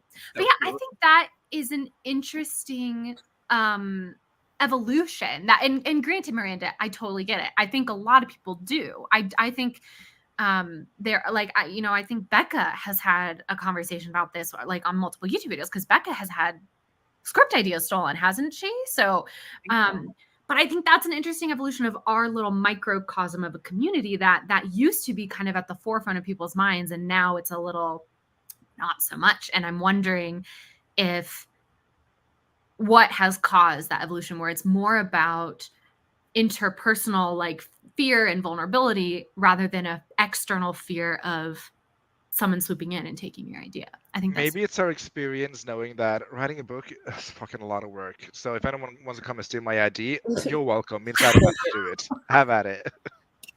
Also, like, ideas are what's the phrase? A dime a dozen. Like, two people can have the same idea and execute it differently. Yep. Yeah. And it's like, I mean, truth, like theft of, like, it's plagiarism is, of course, everyone's afraid of. But if someone does plagiarize, there are routes you can go to get that fixed and sorted, and like get that, there's legal action that you can take if someone literally steals the words that you have written. That, like, I'm not afraid of, proving that something is mine and that I haven't, and that someone stole it. I've worried that people would be like, "Oh, you stole this from me," and I'd be like, "I absolutely did not." I'm more worried about that than someone stealing my work. Yeah, I'm the same way. I'm actually being like, I don't even know if this is good to publicly admit online, but being sued is like actually a huge fear of mine. The idea of getting involved in any sort of litigation is so terrifying to me, not because I think I've done anything wrong or that I'll lose. I just think that's an incredibly stressful thing. And also it's like a direct representation that there's someone out there who doesn't like you, which is really hard for me to do. I'm just, and our country is fairly litigious, and I once you become I should be careful saying this, but once you become a public figure, your chances of like someone just trying to capitalize on your success and take off a piece for themselves increase. So there's always that fear. Is this a lurker? Has Ella commented? I've never seen you before. Also love your profile pic. Tell us what about a yourself. cunty profile pic, and what a like rich bitch name. Ella Audrey Pierce Kennedy. Oh, come on, she's rich. I specifically a question for Ella, Lizzie TT, and Cat. Although Cat, you are designated our professional lurker, but you have come out of the woodwork from time to time. From a secretive perspective, why do you lurk?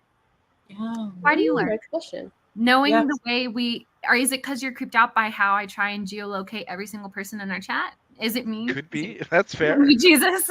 It might be. And the drama? Is it just because you like to watch sometimes? Like, are you like, is there a voyeurism to it? And not in like a weird, like sexual way. I'm not asking about that, but like, Now sometimes I you want just to know. watch a train wreck and you can't look away, and you show up every Wednesday for the train wreck. Hello, our name We is are the Trainwreck. Did my computer our name is we are the train wreck instead of troublemaker. Yeah. Y'all, I was at 1%. Amazing. Okay, debate show. Yeah. Yeah, so Becca coming in, I have gotten ideas stolen. That's probably a big reason why I don't share as much. Thinking about it now, I used to share a lot more. LOL. No, that's fair. When I will say, weirdly enough, when I started doing my Tibifo series and stuff, I did not care if anybody stole it because, and I sometimes wonder if people think a secret I was keeping was that like I was always planning on publishing it. And I'm telling you for now, I 100% was like, I'm never publishing this book. It's just for my sister. Truly. And it was like years of evolution where I was like, well, maybe. And it really was Jessica that her reaction to it was like, oh, really, maybe. But my big fear was that somebody was going to steal the title because I was like, this title is so awesome. And then, of course, I saw the book and my publisher was like, actually, this title, not so great.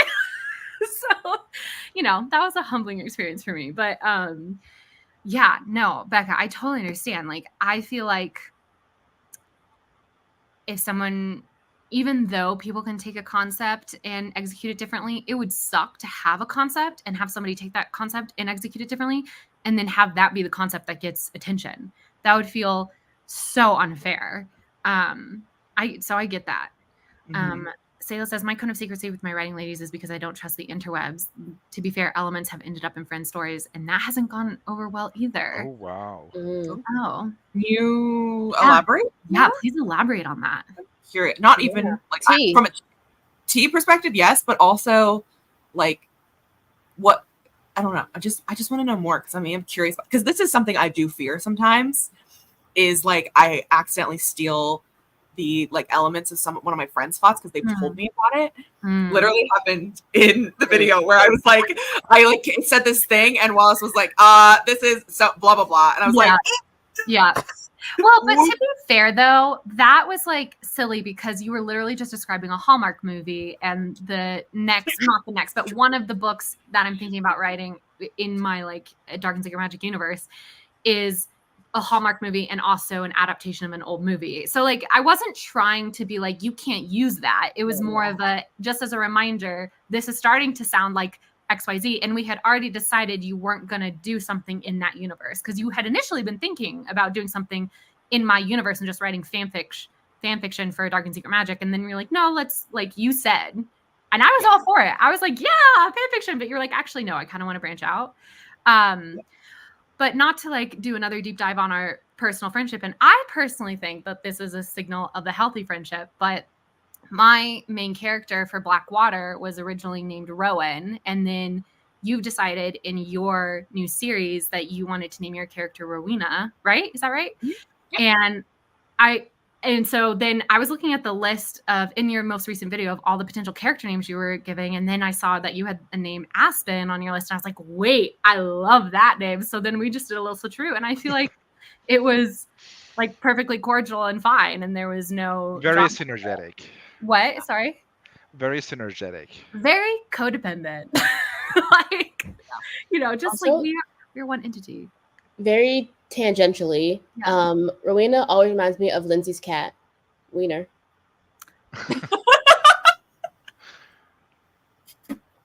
That's amazing. Is it a cat or is it a dog? I can't recall. I'm sorry, Lindsay. I'm sorry, Wiener. That's amazing. If it is a cat, that's amazing to have a cat named Wiener, because that's such like a dog thing to call it like a dog. That's funny. Miranda says, I have that because I feel as though my high concept ideas are like all I have. Oh, so Miranda's like, I don't even want someone else to take my concept and execute it differently because the concept is what makes the book sellable. And I understand that. Yeah. Becca says, unfortunately, I didn't protect myself against that, so they stole the script and I couldn't do anything about it, but it might be different for books. That is just wild to me. Mullen says, the people I tell everything to is definitely Anna and Hudson. Even others that I love and trust don't get as much. It's just so important to have CPs for that reason. Yeah, I think that's fair. Sayla says, sidebar, filing the serial numbers off an existing IP is a tricky thing to talk openly about prior to legit publication. Yeah. Yep. Malin says, sometimes I'll tell things through my channel after, but there's a need to have that first test barrier of my CPs before it gets shared further. Ella says, they lurk because being perceived scares me a bit. Even when I post on Instagram, I turn off my Instagram for a bit. Gotcha. Mhm. Well, then I'll skip away from your comment and not perceive you any further. Thank you for being here today. And thank you for coming out of the woodwork for roll call. I think only 17 people did. So there's 6 of you out there. Anyway, Gay says, we are going to start another sprint soon. Gay says, I'm most secretive about like what I look like and what I'd like to do in the future. Y'all think it's publishing, but I just don't find that appealing. I gotcha. The fear of being known. Valid. I have a long-term goal of posting something, but not necessarily a book. Ooh. Your book title slap the malicious cowards. Thank you. Anne says, mostly I lurk because I watch streams on my TV and it's such a hassle to comment there. Oh, that's legit. That's so real. That's so fair. Lizzie says, I prefer lurking mainly because I mainly just enjoy listening to people talk about anything, and I usually find I don't have anything to add in chat. I think that's a devaluation of your opinion and yourself, Lizzie TT. I get it though. I feel that way about commenting on YouTube videos because I like to just watch and listen and like not. Sometimes I don't like be an active participant in, but it's just YouTube videos. Like I love to, like, I think it's the live feedback that does touch something in my fucking lizard brain about live streams that makes me not like that. But in videos or comments and videos, I don't get that instant validation of someone clicking on my comment and reading it and responding to me. That makes me be like, oh, I'll just be a lurker on YouTube videos. Even though I acknowledge that getting comments is so vital. I was going to ask. And I hate that I am this person. Because I feel like to me, it's a version of reciprocity, right? I mean, when I watch a video, I mean, I will say this, like sometimes I'm the same way, Katie, where I watch the video to give the person the watch hours, but sometimes I just don't have anything to add, which is honestly, I don't know if people subscribe to Diane Marie, but I love her videos because I know at the end of every single videos, she says, and if you made it all the way to the end, comment stay gold because you're golden. And I kind of love that because it just means every time I watch one of her videos, I can just comment stay gold or golden emoji, and that's enough. And it's just a reminder that actually the engagement is really important. And I think that it's helpful because not even just from an engagement perspective, it's helpful for me to know when people are commenting on my video, it's helpful for me to know if the videos I'm making are worthwhile. You know, if I make a video and it gets a lot of views, but not that many comments, I'm like, did people enjoy this? Was this a good inclusion into our community? A good post? Should I do something similar to this? And if nobody's commenting, then I don't know, right? So I find that by having a YouTube channel has made me less of a lurker because literally I used to never, ever comment. But now I recognize how validating it is as a creator to have to receive comments and to interact with your audience. So although I don't like saying audience, it's more like interact with your mutuals because that's what we all are. But do you rather, because I struggle with this a lot too, like I'll watch a video, I'm like, oh, I do not want to make a comment, but I'll make a comment. And it's such a effort, not really, you know, going towards an effort, but commenting is not that hard. But would you rather just like have like a hand wave emoji be a comment, or would that be invalidating to you? As opposed to having like, oh, I love what you said about this X, Y, and Z, blah, blah, blah, blah, blah. Steve, I don't know. Did you ever have to take an online class or it was like part of the curriculum that you had to make a post and then also respond to 2 other people's posts every week? Because like the way you just phrased that was so, like just sent me flashback to university. Because like there are some online classes where, I mean, and this is like, I'm not the person making this joke. This is a common thing that gets said on the internet, but literally like in those posts, you make your own posts and someone would always comment of, wow, Wallace, I totally agree with your point that you made about da-da-da, and like then you build off of on it. So that's what that sounded like. Sorry, that was such a tangent, but that made me laugh.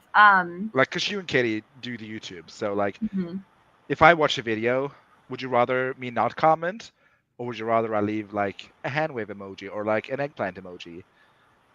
Here's what I'll say. This is just me as a content creator. I'm asking you as people, not as, you know, monoliths of whatever you do. Yeah. No, I'm just saying for me as a content creator, I will always prefer even to get a minor comment of like a fucking emoji that doesn't make any sense. Yeah. Like even if it was an emoji that has nothing to do with it, because in my dumb lizard brain. My brain's like, or no, it's actually not my dumb lizard brain. It's YouTube's AI will see the engagement and push it to more people. And that's what ultimately I want. Also, do people know why on TikTok suddenly all the chats are being spammed with the word teamwork? Is that just people building engagement with other people? Like, what's going on? Is that just me? Am I just noticing that? I have not. I don't look at the comments on TikTok. Oh my God, the comments are my favorite part of TikTok. That's where the funny joke actually is in the comments. But I also, this is going to sound so bad. So, everyone take this with a good faith. I love when I get long comments and people are like really engaging and stuff. But I do feel like sometimes those are really difficult to respond to. But I feel like because they gave the time to respond like that, I have to respond in a similar manner. Whereas if I just get a silly emoji, I just get to do a silly emoji back, and I get like have fun like scrolling through my little emojis to figure out which one I'm gonna give to you. As like if you like give me an eggplant, am I gonna give you a peach emoji? Yeah, probably. Like we get to have a little jokey joke with the big surface level of our brain instead of me having to be dive deep into the comment and being like, thank you for pointing this out. Here's my response to this X, Y, and Z. Yeah. Yes. I think for me, if we're really diving into it, I think I put so many small little Easter egg moments into my videos, and the comments that make me the happiest. I mean, I love the people who are like, here's my actual response to the thesis of the video. I so appreciate those comments, but I also really love it when it was like, oh my gosh, this moment took me out. Because I'm like, thank you. I literally put that in there to make you laugh, right? Yeah, so, me too. I love that. Yeah. So I would say rather than emoji, like even if you're just commenting on like the most innocuous part of the video, that's what I find really validating, I think. I find it so offensive that no one commented on my beautiful Stieg on the back of Jennifer Love Hewitt riding across the screen. Nobody fucking commented about that, and I'm so upset. That was honestly iconic. I feel like I commented out loud. I was like, Katie, stunning, but you didn't hear me. Laugh out loud. Mars says, I've tried to be a lurker, but as we've established, I like to talk too much, so I have so much respect for lurkers. And Anakin said, I'm a peeper. I get it. I'm a lurker where it matters. Are you? Or do I know exactly where you live? Sayla says, names or nicknames have been reused. I have a story I will not work on because it's similar settings as one of my friend's current short stories. Yeah, I think with writing friends and critique partners, I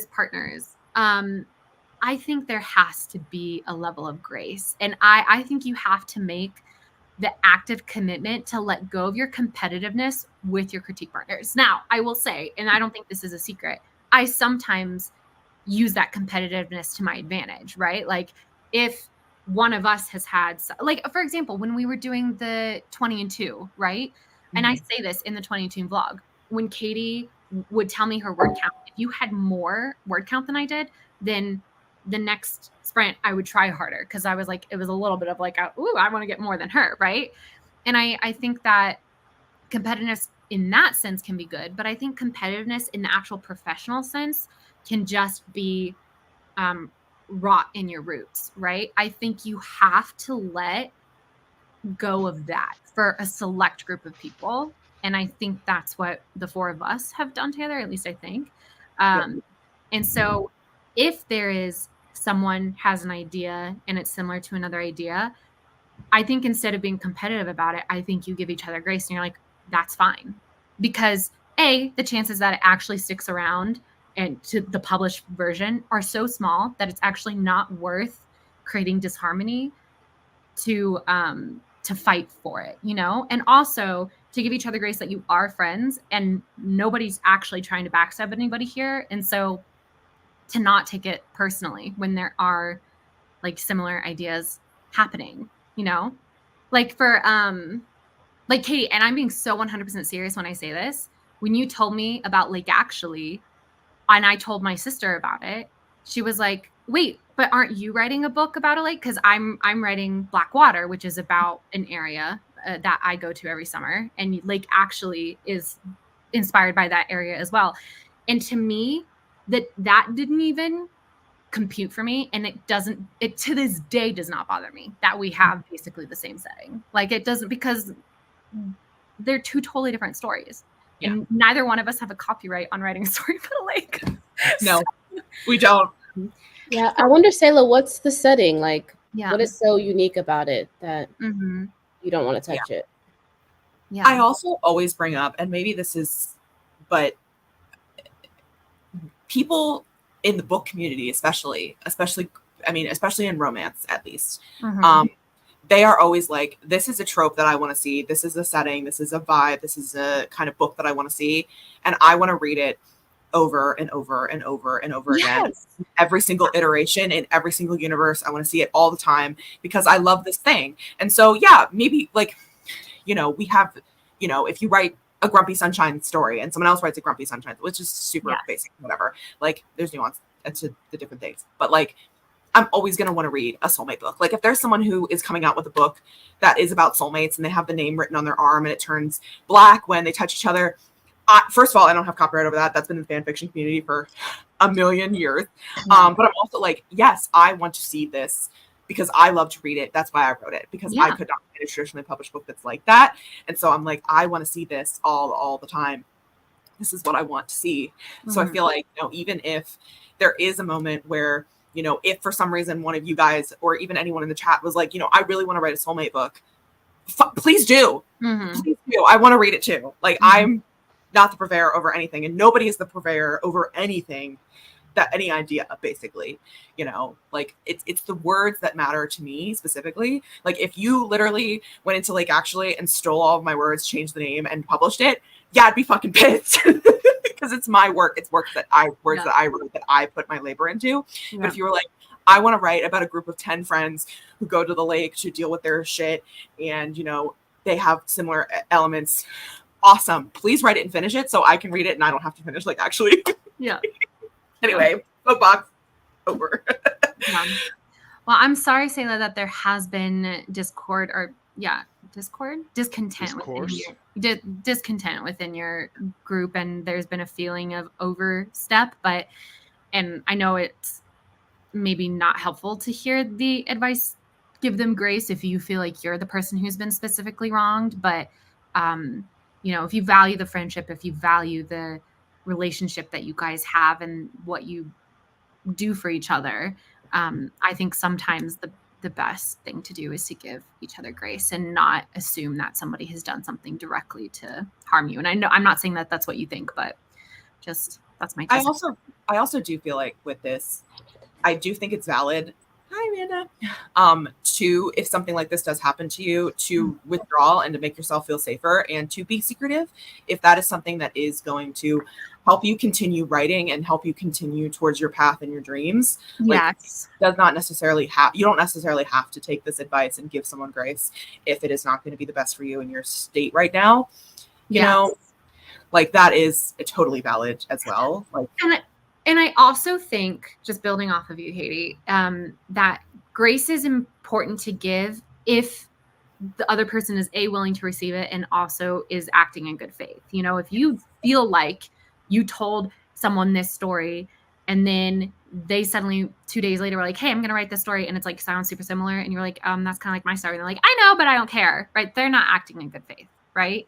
But I think it's different if, I think communication is an important element of giving grace, and that to have one, you kind of have to have the other, is a healthy communication style. Gay says, I was an avid commenter for one channel I really loved until I got jumped for saying a scary thing in a horror arg scared me. Then it was a lurker time for saying that a scary thing in a horror thing scared me. Wait, so we literally were like, ooh, that scary thing was scary. And everybody was like, oh, you're ridiculous. I'm sorry. Elena, hi, Elena. I'm a lurker because I overthink my comments to the point that it isn't relevant anymore. But you know what, Elena? It takes me 10 minutes to get to comments anyway. So it literally took me 10 minutes to get to your comment. You left this at 10:19 and it is 10:29. So, wow, that's hilarious. I type comments while I watch a video and then sometimes forget to actually post the comment before closing out. I've done this many times, actually. Yep. And I'm like, damn it. Yes. Gay says, oh man, uni ruined us because I also had that happen to me. Felt so invalid. Miranda says, can't relate to the university thing. The dumb emoji is me. I feel so called out. You don't feel called out. I love your emojis. That's very AO3 writer of you, Katie. What's the difference between YouTube comments versus AO3 reviews for you, Katie? Oh, that's so interesting. Actually, I think it's anonymity. Because in YouTube comments, if it is my name and you like especially like if it's like my friends and stuff, like I do feel like not that I do feel like I need to comment, but I do want to comment to help them because I know I like when I get comments because it helps me with my algorithm and we're all trying to just boost each other in this crazy world. Whereas with AO3 reviews, I am hidden behind a screen name that 2 people know, 3 people know, and those 3 people are not reading my comments on the fanfic that I'm reading. Like there is a sort of anonymity and like not a rubric. Yeah, but that's inherently like interesting to the overall point of the conversation of, you know, when you are not yourself, you are most yourself. Yeah. So that's the difference for me personally. Well, I'm most secretive about my AO3 account. That's what I'm most secretive about. That's fair. But I think that goes back to my original, one of those things that I said about you was that like you are secretive about things that you feel like do not reflect how you want to project yourself, like your author persona as it is online, you know? Yep. Yeah. 100%. I'm gonna sneeze. I need to do the emoji and comment more, especially when it's you guys. Wendy, you just need to be your beautiful self. Nobody here needs to do anything. We are just talking about stuff where this is not a call to action. Amanda says, yes, exactly. When I get a really long, meaningful comment on my fanfic, I'm always like, oh, this means a lot, but I don't even know how to tell you that because the pressure is now too high. My go-to, because it is so true, is the sobbing emoji and a thank you so much. Because I feel like that conveys the level. I'm like, oh, this comment meant so much to me. I started crying. And thank you for it. I always say, I screamed into my pillow. I screamed into my hands. Froggy says, I actually have a similar thing with long comments, not with YouTube, but with my fan fiction. Whenever someone sends me a long comment, I always try to respond with another long comment. Doxing threat on StreamOS? Look. Always. For you guys, every day. Always. Things can get spicy. If you're a lurker, protect yourself. Never tell Wallace what the weather is. Yeah, because she will use modern technology to start geolocate. Competition over the stuff you have control over, like a word count. Yeah, not in advance. Oh, that's such a great point. Ooh, yeah. That's such a great point. Yes, and I think we do a good job of being healthy about that. And yeah. We may be codependent, but damn if we're not healthy about our friendship. And to be fair, I think we have moments of the unhealthiness, you know, but I think the thing that is why our friendship is so well is that we communicate about it and we acknowledge, we're like, oh, this was my initial response to that, but that's actually not a healthy response. And let's talk it through. And because we can approach those conversations with grace, I think that's how we get over those things, you know? I don't know. Steve, you've been really quiet. I'm so sorry. I feel like What has Grape said? No. Hey, I've been interjecting. Geolocate? No. I'm sorry. That was not meant to be a criticism against you. It was a criticism against me. I feel like I've been neglecting you in this conversation. Happy to be neglected, babes. As you were. And you know what? You haven't been quiet because you did that whole thing about the leaving comments and stuff. So, yeah. Speaking of, we are 2.5 hours into what is normally a 3-hour stream. We did a 40-minute sprint. Should I just go ahead and let's do question 2 and then we call it? Yeah, okay. Sure. And I'm going to give you guys question 2 and question 3 at the same time. And then people can, just because question 3 is so quick that people in the chat can start answering it. But question 2 is, has there been a time where you felt you overshared? And I say you're writing, but I meant like in general overshared within the writing community, and what happened and how did it affect you? I think we've already touched on this for some people, to be honest. So that, and then question 3 is just a fun one. We had a different question 3 originally, but then someone said something before the first sprint and I was like, ooh, this is a more fun question 3. And it's just spill one secret, either writing related or not. Give us some tea. All right.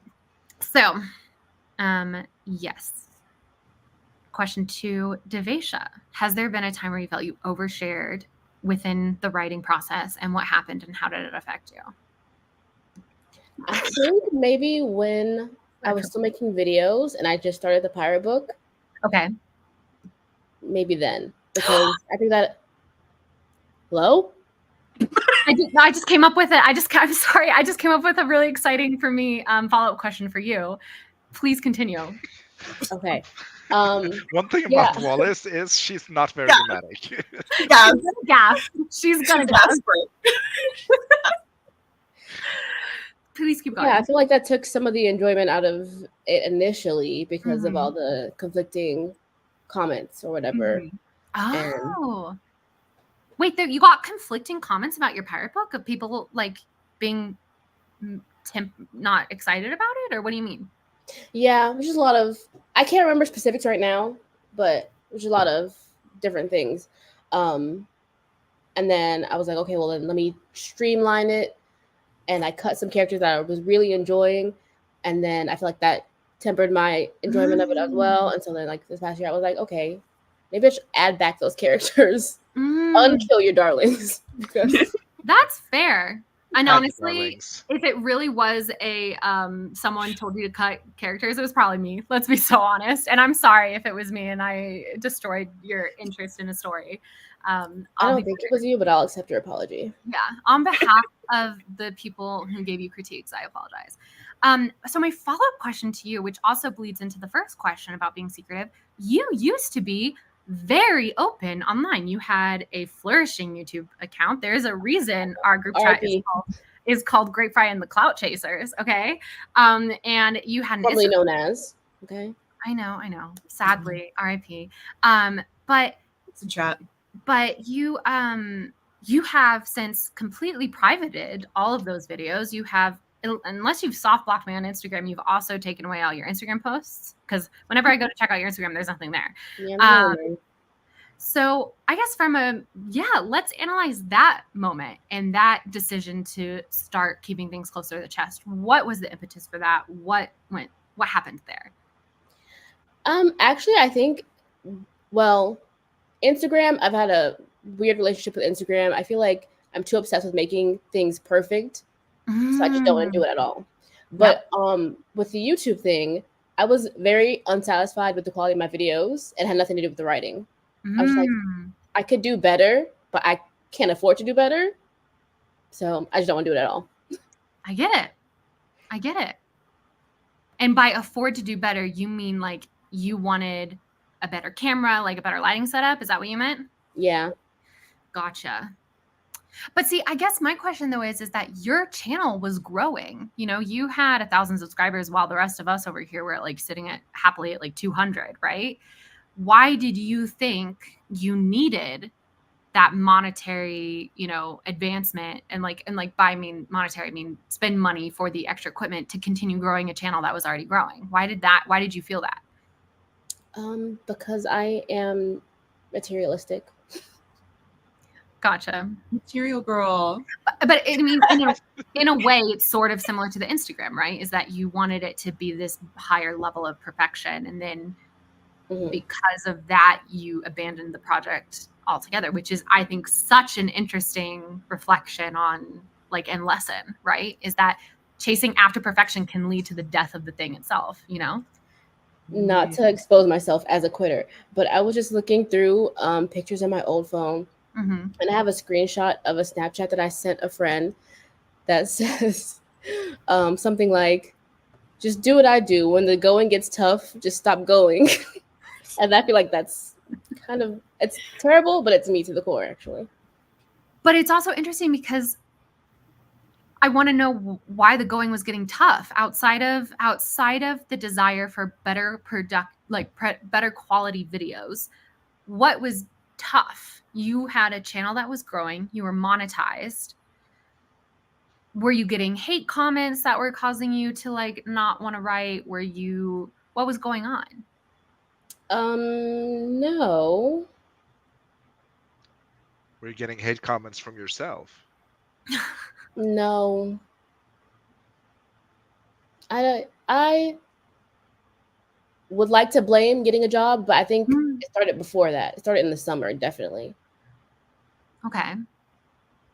But yeah, but even though I'd slowed down on the video making during the summer, I still made like 1 or 2 a month.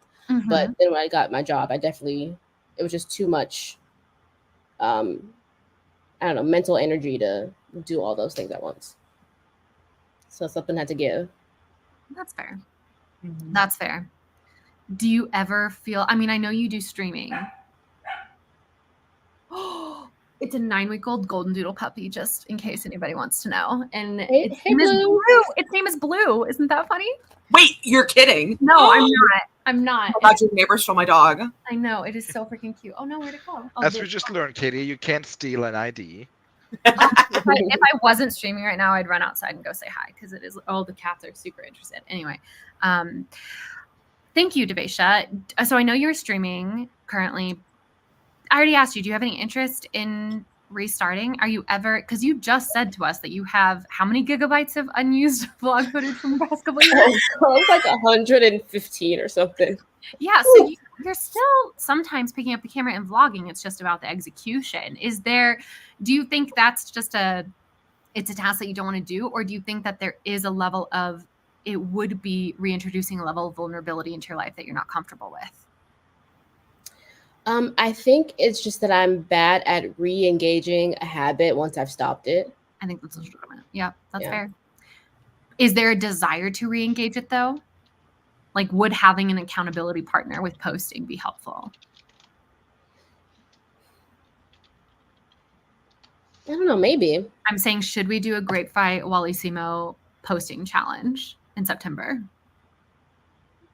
We can try. Yeah. Yeah. Collab. Collab. Also, I feel like people get enough of me. I'm in almost everyone of Katie's video in the background, just chatting away. everyone in the chat, call in. Do you get enough of Grape, or would you like to see more of Grape? I already know how these answers are going to go. Thank you very much. As the late great showman once said, never enough. Collabissimo. Sorry. Collabissimo. Collabissimo. That is actually amazing. Oh, thanks, guys. Mullen, that was hilarious. I love wine. Even Anne-Cat.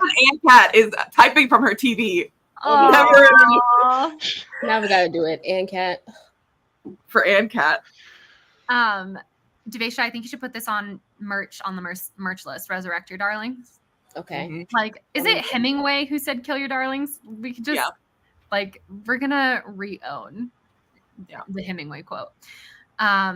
Mullen says, every now and then I feel like I just get drunk enough to share ideas with non-writing friends and they never get quite as excited as I am or my CVPs, and it feels a bit deflating. That's honestly so true. And kind of going back to question 1, the reason I had how does it serve you as the second part of that question was because I think that is a more relevant question than what secrets do you keep, right? Like, what secrets do you keep? That's just like a general factoid. How does it serve you is actual analysis of our behavior. And sometimes it serves us because it's a version of sheltering us from vulnerability, but sometimes it's legitimately serving us in our writing process, right? If this is a consistent habit that happens where you share and then they're not excited and then it deflates and then it makes it harder to work on the project, then that means this is an area where you do need to be holding stuff closer to the chest, because otherwise that's having a direct negative impact on your writing. Does that make sense? What I'm trying to say here? I know I like started this off saying like, ooh, everybody's got secrets and I'm going to pull them all out and people shouldn't be telling secrets and we should be kumbaya as a community and sharing everything. But no, I think withholding information can serve you positively in many ways. So I just would like to make that known.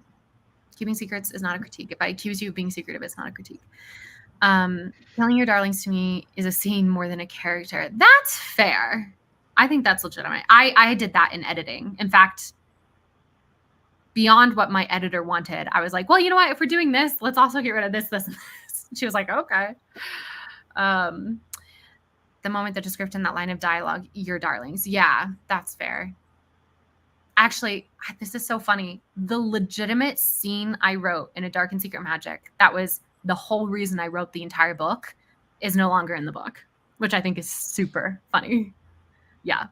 Because it was such a pause in flow. It's literally the character making herself breakfast and sitting in front of her fireplace, and I go into intimate description about the breakfast. And I literally that was the scene that came to my mind when I decided I was going to write the book as a gift for my sister, because she and I were having breakfast in front of a fireplace and talking about how cozy it was and how we wish there was a book that just felt like this coziness.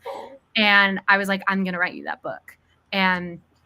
But now that it's getting published, I was like, well, let's just have the plot actually occur and not just sit here in this moment. So yeah.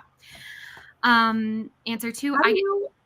Sorry. One thing. How do you deal with when your friends kill your darlings that are their darlings to kill, but you don't want them to kill them, but they do it anyway? Katie, shut your face. You murderer. Me and Wallace were murderers. It was a murder, but not a crime. Can we get explanation for that extreme reaction, Demisha, or is it a secret? I just feel like she's killed all my darlings from the Wrath King. Oh, seriously. Katie, like I have such investment in the Wrath King, and that was one of Katie and my first like big check-ins as critique partners and as friends. Was we were having like a 17-hour powwow about the whole thing and about the Wrath King and editing and stuff like that. Or I guess I should say brainstorming session. I don't think, brainstorming session. And I was getting really heated, and at a certain moment, and Katie was getting heated too. And then at a certain moment, I just had to be like, prefrontal cortex development moment. I was like, wait a second, this is not my book. Like, even though I'm super invested in this book, it is Katie's book to write and do with as she pleases. But yeah, I think to Katie, that should be very validating that she has two people who are so invested in the story. That, like, you know, the fact that you've written something that can create that passion, right, should be a good signal to you about the quality of the story itself. Not to toot my own horn, but I've done it twice. If I had a nickel for every time that I made someone really, really, really, really, really, really, really invested in the story that I wrote, I'd have 2 nickels, which is not a lot, but it is weird that it's happened twice. And it's validating that it's happened twice. Yes, that's fair. 3 times. I'm invested in Elias. Oh, true. That's fair. I loved Big Gay Solve Crime. I know it's mostly a joke though, you know, of like you'd have 20 cents at this point. Am I a good writer? So Amanda says, I get too excited about my works and projects, and then I talk about them and then don't finish them, and I feel like I lose some readers' trust. Yeah. I think, but see, this is going back to Froggy's point though. I feel like maybe we as a community need to do better about acknowledging that sometimes if we want writers to be open about the process and we want writers to come online and share their process, we have to understand that part of that process is deciding what stories to actually put effort into, right? No writer, as far as I know, will ever complete every idea they ever have, right? There's always, for every book they actually finish, there are 10 story ideas that never got finished because they chose to work on the story that they finished, right? So what if you took all those ideas and put them into a dragon egg? Shake it around and then do a video series that fails? Yeah, it's a great idea. I'm just saying, I think that needs to be a community thing of like, you just have to set that expectation with your readers being like, hey, I'm talking about this story. I have no idea if it's actually going to go anywhere. That's me with Down Bad. Like, I've gone from being, this is Typifo 2.0, like I'm writing it just for myself, I'm never going to share it with anybody, to actually, wait, maybe I should publish this. And now I'm back fully in the like, just kidding, I don't even know if I'm going to ever work on it again phase, you know? So we have to allow for that within the writing community, because that's part of the writing process. And if the whole point of being part of this online community is to exist together in our writing processes, then we have to allow for that. And if people aren't, then they're not being Quick good. question to you and Katie though, as the in-house content creators, Mm. like, do you see your writing through a content lens, or do you see the content through a writing lens? Does that make sense? I'm almost there with you, but will you flesh out just a little bit more? I think I understand what you're going, but I want to make sure I don't misunderstand. Because you two, like, you make a lot of content online about your writing and your process, and like, for example, when you sit down and film your TikToks, do you do it as a creator or as a writer? Does that make sense? Okay. Like, how much do they overlap and how much do they not overlap? Yeah. Which one would you prefer? Okay, I'm gonna say what I think is true, but then I welcome you pushing back on it as someone who observes me, right? And who might see it from a different perspective. For TikTok, I definitely think I'm doing TikTok from a content creation perspective because it's something that has been requested of me to do, to be more present on TikTok on my reels. And so I am like, I recently posted a TikTok of me, and I'll be so honest about this, of me sitting at a writing desk and it's raining outside and I'm like writing through a journal. I intentionally, when it started raining, I was like, ooh, this is going to make aesthetic reels, aesthetic TikToks. So I sat down and filmed a 15-minute clip of me brainstorming in my Blackwater journal. And then I took a portion of that clip and made the TikTok, right? But the only reason I did that writing session was through the content lens. For YouTube, it's different because YouTube and AuthorTube is something that I joined independently. And, I find that making my content serves my writing. I think that sometimes the way to write is to decide to make content about it. But I don't think, as far as I know, I don't think I have ever only written because I was making content. And again, I don't know if I've actually addressed your question. No, that answered it. Did it? Okay. Katie, how about you? I don't know if I'm I don't know if I'd call it the opposite, but I see writing as a form of content creation. Like Okay.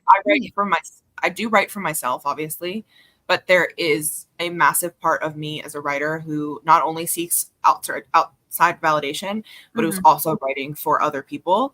And so when I create content about my writing, I am inherently creating it for other people. And when I'm writing, I'm also inherently creating it for other people to consume, because I write to have other people consume it.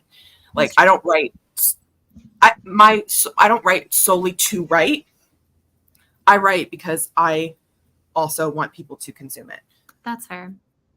I'm going to push back on my own response and say that actually the writing that I've done that has been purely for content creation was the chocolate short stories. But I feel like though to me, that was like the perfect blend, of like, that was a thing that I wanted to do. And I also thought it was going to make a good video series. But granted, I don't write the chocolate short stories unless I'm going to make a video. Right. So like, do you understand what I'm saying? R.I.P. chocolate short stories. No, not R.I.P. We're resurrecting our darlings. So bye, Amanda. You're probably bye, going Amanda. Thanks so much for being here and participating in the conversation. Amanda. Author JC Carpenter says all the time versus the question, which is we felt you overshared. But that's just because I'm like an open book and I only think about whether I share too much after the fact when it's too late to unshare. Oh my God, the way I do this all the time. I feel that to my core. Sayla says, I think I can overshare about brain rot and then I don't continue the project in a reasonable time frame for the people I shared with, so I brain rot silently. Okay. Gay says, I think I overshare my projects because it sort of builds up hype, because if I see other people liking my ideas, it's easy to be like, okay, now I'll write this because I have people who'd read it. Yes, gays, but I'm going to push back on you and say, you're going to get more hype if you give us context, because sometimes you just come in here and it's not that you overshare, it's that you share without, you undershare. I need the quote and the context of what you're talking about. And then I continuously get excited for your ideas. They share in a kind of redacted way. Yeah. Like censored. Like, oh my gosh. Have you guys seen that Onion article from forever ago that was like, CIA realizes it's been using black highlighters this whole time? No. So funny to me. Okay. Froggy says, if anything, I undershare. I've been trying to slowly be more open in the writing community. And sharing my writing a bit more. Okay.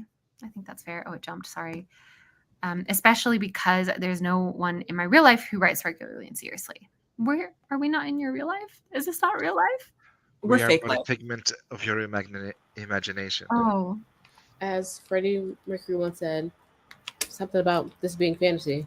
Actually, I Is do. this real life or is this just fantasy? We have something to admit. Side note from reality. We have been generative AI this entire time. No, Yes. real. So sorry to tell you. Oh my God. You all been fucking fooled. Yep. Sayla says, But oh yeah, sorry. Have you seen those pictures that have been popping up, like of really, really bad drawings and stuff? And they're like, I'd love to see AI try this. That's us. I feel like we're too flawed to be AI, and AI is flawed, but Like here's the We're thing. too fucked up. yeah, AI would be an improvement. 6 fingers, the least of our problems. You know what like actually scares me so much? And this was legitimately something I considered before I made my first YouTube video. All of us, because of our streams, I think there's enough footage of us on the internet now that generative AI will 100% be able to make our faces say anything and our voices.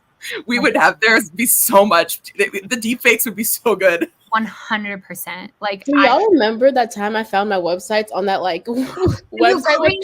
The Russia, like, yes, that was crazy. That was hilarious. That was so weird. And the worst part is we say so much bad stuff that you wouldn't even know it was a deep fake because it could be 50-50. Here's the thing. You don't even need a deep fake for us to say bad shit. You just have to watch so many hours of footage. That's true. The only way you'd know is if someone says a slur. We're not about that life. That's true. Yep. Sayla says, I honestly Actually, we're just all 4 of us mermen. That's true. That's funny. Thank you. That is funny. Yeah, this whole time, none of us have been wearing pants. Hope you guys are okay with that. Fully naked. Yep. Full frontal down here. I mean, we just saw your legs earlier, Kitty, so we know you have legs. No, you didn't. Sayla says, I honestly feel bad being asked about a project that's on several back burners behind where I am now. See, to me, I never feel bad about this because I'm sort of like, when someone else brings up one of my back burner projects, I'm like, oh yeah, let's talk about this. It might reinvigorate interest. So continued from Gaze. That's a double-edged sword. However, some of my ideas will be kept under wraps until I finish the projects. I think I just give away some cool concepts, but it's execution that matters. That's fair. That's fair. Says, I also think we're in a space of writers where it'll be like we all have our own IDs. Does that make sense? Yeah. Yeah, we don't have to steal anyone else's. Like I don't even want to write my own IDs. What makes you think I want to write your IDs? Like they're not special. I want to write the rap. Actively trying to give Katie our books. Yeah, we're actively trying to get our writing done. I have such a specific vision for the Wrath King that is so divorced from Katie's vision of it that I'm like, I really have to step away from that because I'm like, I have a vision for one of the main love stories in that book, and I'm like, this is how I want it to happen, but it's not my story, it's not my setting, it's not my characters. I have to just step back. But do you guys remember earlier this year, I was like, I'm just going to write my fan fiction of exactly how it happens. I got 15,000 words into that, by the way. That's insane. 15,000 words into it. Yeah. And I haven't seen a single one of them. No, Hello? And you won't. So what's your AO3 name? Oh, I didn't post on AO3. I would never post it because Katie hasn't published it yet. And so that would be weird. Like that would be almost like me trying to publicize it before she publishes, you know? And also, Amanda, I totally get this. I also have a whole backlog. The way you guys, I could literally, if I just sat down for a couple hours, the way I could have another video at this point, and they'd all be writing videos, like they'd all be relevant. Mara says, honestly, Devasia, privating all of your content was so devastating to me because you were the first author tuber I found. Oh, I'm so sorry. Oh my God, I'm only just now at Collabissimo. Oh my God. Okay. I'm coming back to AuthorTube and I'm capital T terrified. I'm not an instructional girly and that seems to get the views for newbies. But again, it's I mean, is that what you want? Is do you want to get the views? Or because I think that if you go into AuthorTube with the like right intention, it will serve you in the way that it's going to serve you. Because you're right. The how to get your book published in 90 days, that's going to get you way more views than here's a day in my life as I try and like write 300 words in an outline. I don't know, but I will find that second video more fulfilling for our community than the first one. So yeah, more grape. Everybody's saying more grape. Excellent. Love our beloved Devasia. Oh, and Kat. Yep. See, thank you. Everybody proved my point, and I got to it 15, 17 minutes later. Anyway, this is a good question. Did it stop being fun for you, Grape? Probably. It probably. Oh, fuck me in the asshole. I'd love to. Sorry, I didn't mean to say that out loud. I just was about to fall into a stutter hole. Wallace is like, I'm concerned for my brand. I'm always concerned for my brand for you guys. I just have to say myself, I'm the Charlotte York, and you guys are all collectively Samantha, and I just have to go with that. And honestly, I'll take it. Oh my As I was trying to Not say, I horses. probably overthought it too much to where it stopped being fun. Mm-hmm. Yeah. Okay, before I keep going, Stieg, has there been Has there ever been a time when I felt the time to need to write overshare? Yes. I think one of my biggest regrets is not going into this with a pen name. god. That is one, because if you Google my name now, like, so much shit comes up on the internet, and that's never gone away. What? Let me Google you right the fuck now. Yeah. Damn. And like, if you put my name into YouTube, like, a lot of our writing stuff comes up, because we now, how many hours do we have under our belt now after 4 years of streaming every week? And I just wish that any potential future employers couldn't just Google my name and then, oh, you write books, and then you talk about shit. Stieg, I Google your name and your effing address shows up. Well, that's because we have public addresses in Norway. Oh. Not to dox you online, but that But to dox you online. you were already doxed. Norway doxed him.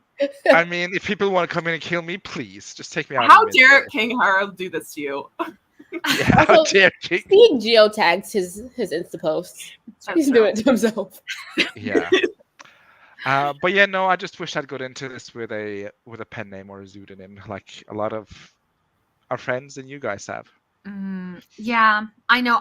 It was so funny. So Victoria Aveyard made this TikTok about how she actually, her advice to first-time authors is to have a pseudonym, because, and something that's different than your legal name, because if your author name is tied to your legal name, then it's super easy for people to find out where you live and businesses that you're involved in and all this like really personal information about your family and stuff like that. And she said she actually felt super unsafe until she got married and changed her legal name, and now her husband and her have like a house together that's different, and now like her address is safe and stuff like that. And I literally saw that video 5 days after I announced. And so I was like, well, okay, that's great. But the problem, yeah, go for it. No, your author name isn't your legal name, though. It is my legal name. That's what I'm saying. Okay. Do you know something I don't? It's more, isn't it? Okay, but like my middle name, but the thing is that my name inherently is so unique anyway that it's so easy. Like, even if I had a different last name, you'd be able, just for my first name is so unique. It's actually so easy to find me. Like when Facebook used to be the social media, I would be like, just look up Wallace, because you don't need my last name to find me. Like, I was one of 5 Wallaces spelled my way, right? So I would have to have completely a different name online and in book world. I don't even know what's. I've been talking for so long. But your name is so good. Like, I couldn't think of a better name for an author. Thank you. Thank you. You know, can I say something? This is a secret. Not a secret, but it's like, when I was 5 years old, I introduced myself to someone and she was like, wow, that's a great name. That means you're going to be famous one day. And that really stuck with me. She was right. She nailed it. Yeah, but that's my one gripe, that I didn't go into this with a pen name or like what would your pen name be? I don't know. I will say that my drag name would be Jessica something, like literally Jessica something. And I Jessica something. Yeah, and you'd be like, "Who are you watching?" Oh, just Jessica something. Speak something. And I think that's fun. I just think that's funny. But I mean, at this point, 4 years in, the train has left the station. It's hard. And it doesn't help that like my last name is on everything too. But it is what it is. That's fair. Is this the main time you felt you've overshared, or is there another moment you'd like to share with the class? Ooh, I don't feel like I ever overshare. Mhm. Well, that's lying. Well, I don't know. I feel like generally we forget that we're on camera because this is just a normal Wednesday, and then it'll be just we say something completely unhinged because when we're back like this, what you see here on the screen is how we're backstage. It's just like unfiltered, just Mhm. raw dog in it for 9 hours. Mhm. Yep. So I think that's something we all could benefit. Like I'm- Miranda says, a little more secrets. I will say I'm a little more spicy backstage than I am. when It's we're true. Oh yeah, that's Okay, so true. but Y'all we're would not not. believe the shit she says. Yeah, and if you could believe it, I'm also more spicy backstage. I think we all are. It's Mhm. what's funny is there is definitely a truth to the way that we act online, but then sometimes we'll be backstage and I'll be like, yeah, we're definitely backstage because if Mhm. we were live, like we would not say those things or have some of the conversations we do because it comes back to the bad faith of like someone Yeah. could find us and take us in bad faith, whereas like when Yes. we're just the four of us, we know each other so well that Yes. there's no worry at all for saying unhinged shit. Yeah, because I will say, like, if it was us and the people who are like active in the chat and stuff like that, I feel like the people who are really active in our chat, I'd be perfectly fine showing my backstage self too.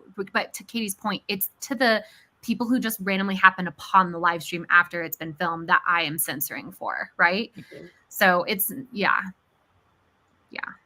But yeah, I definitely think that because as I said, like future employees can Google this and they can. Mhm. No one's gonna sit through 400 hours of streams Right. to like watch who I am. But it's just I don't know, something I wish I'd done when I started out. Piper CJ, if you ever see this, it was just a little joke. It's a little jokey joke. I'm sorry, girl. She would have seen the first one and just exited stream. Remember that time I No, had but a that's dream that SJM was trying to like blacklist me from publishing because of something Katie said? but in terms of how it has affected me, I don't think it has so far. It's just something I wish in hindsight that I've done. Yeah. Yeah. No, I think that's totally interesting because that was how I lived a lot of my life too, is the idea of like not having a digital footprint. And then all of a sudden in 2019, I just decided to have a very well kept record of a digital But then I'm also like, whenever wherever want to publish, I want to see my name on the book and not like, Jessica something.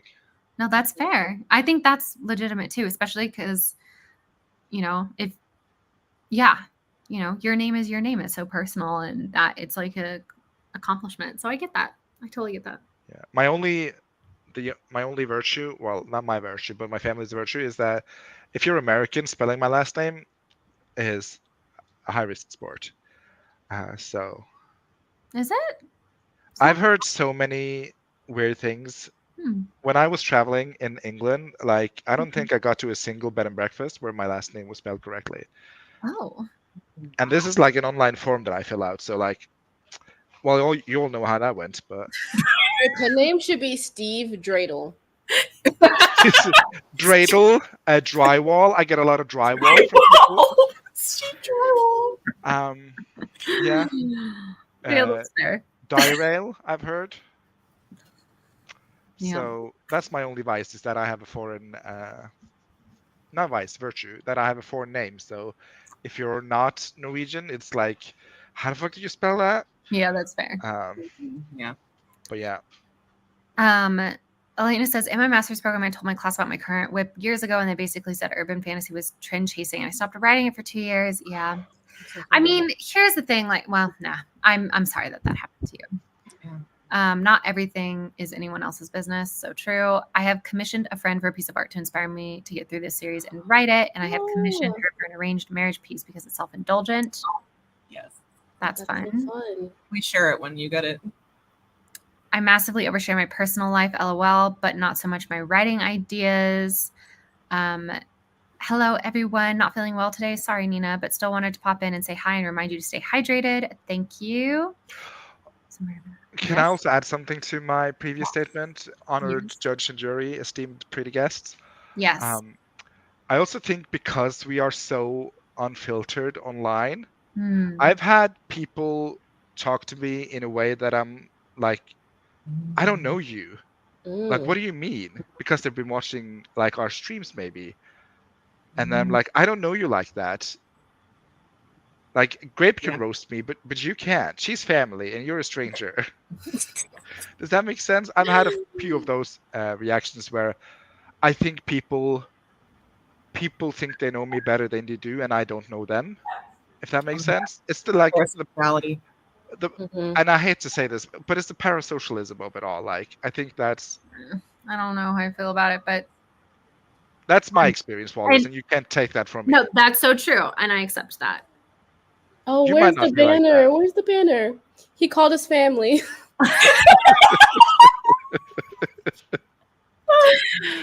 But like I've had a couple of those experiences where I've been like, I don't know, streaming with maybe like acquaintances or not even strangers that I don't know who you are, but then they know so much about me and like the people I hang out with, and I'm like, oh, okay, that has happened to me.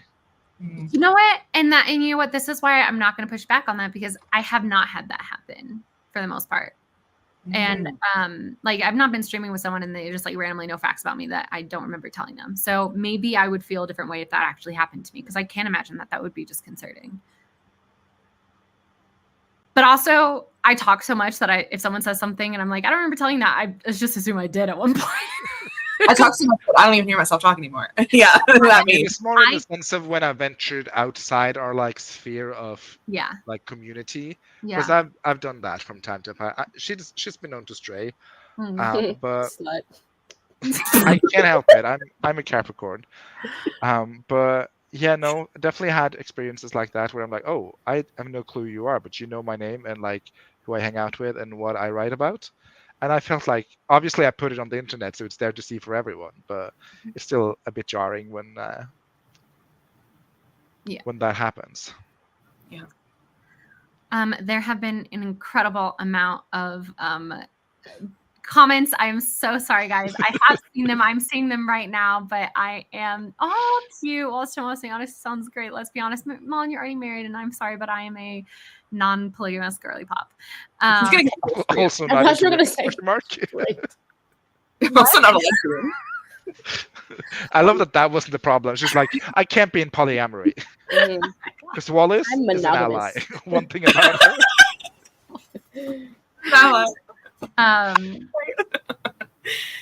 Oh, the way Steve gasped Wallace moment. That's funny. Did I gasp? I don't. Sorry. Remember. Oh, actually, there weren't that many comments. Okay, so I'm gonna go back and I'm gonna speed run these.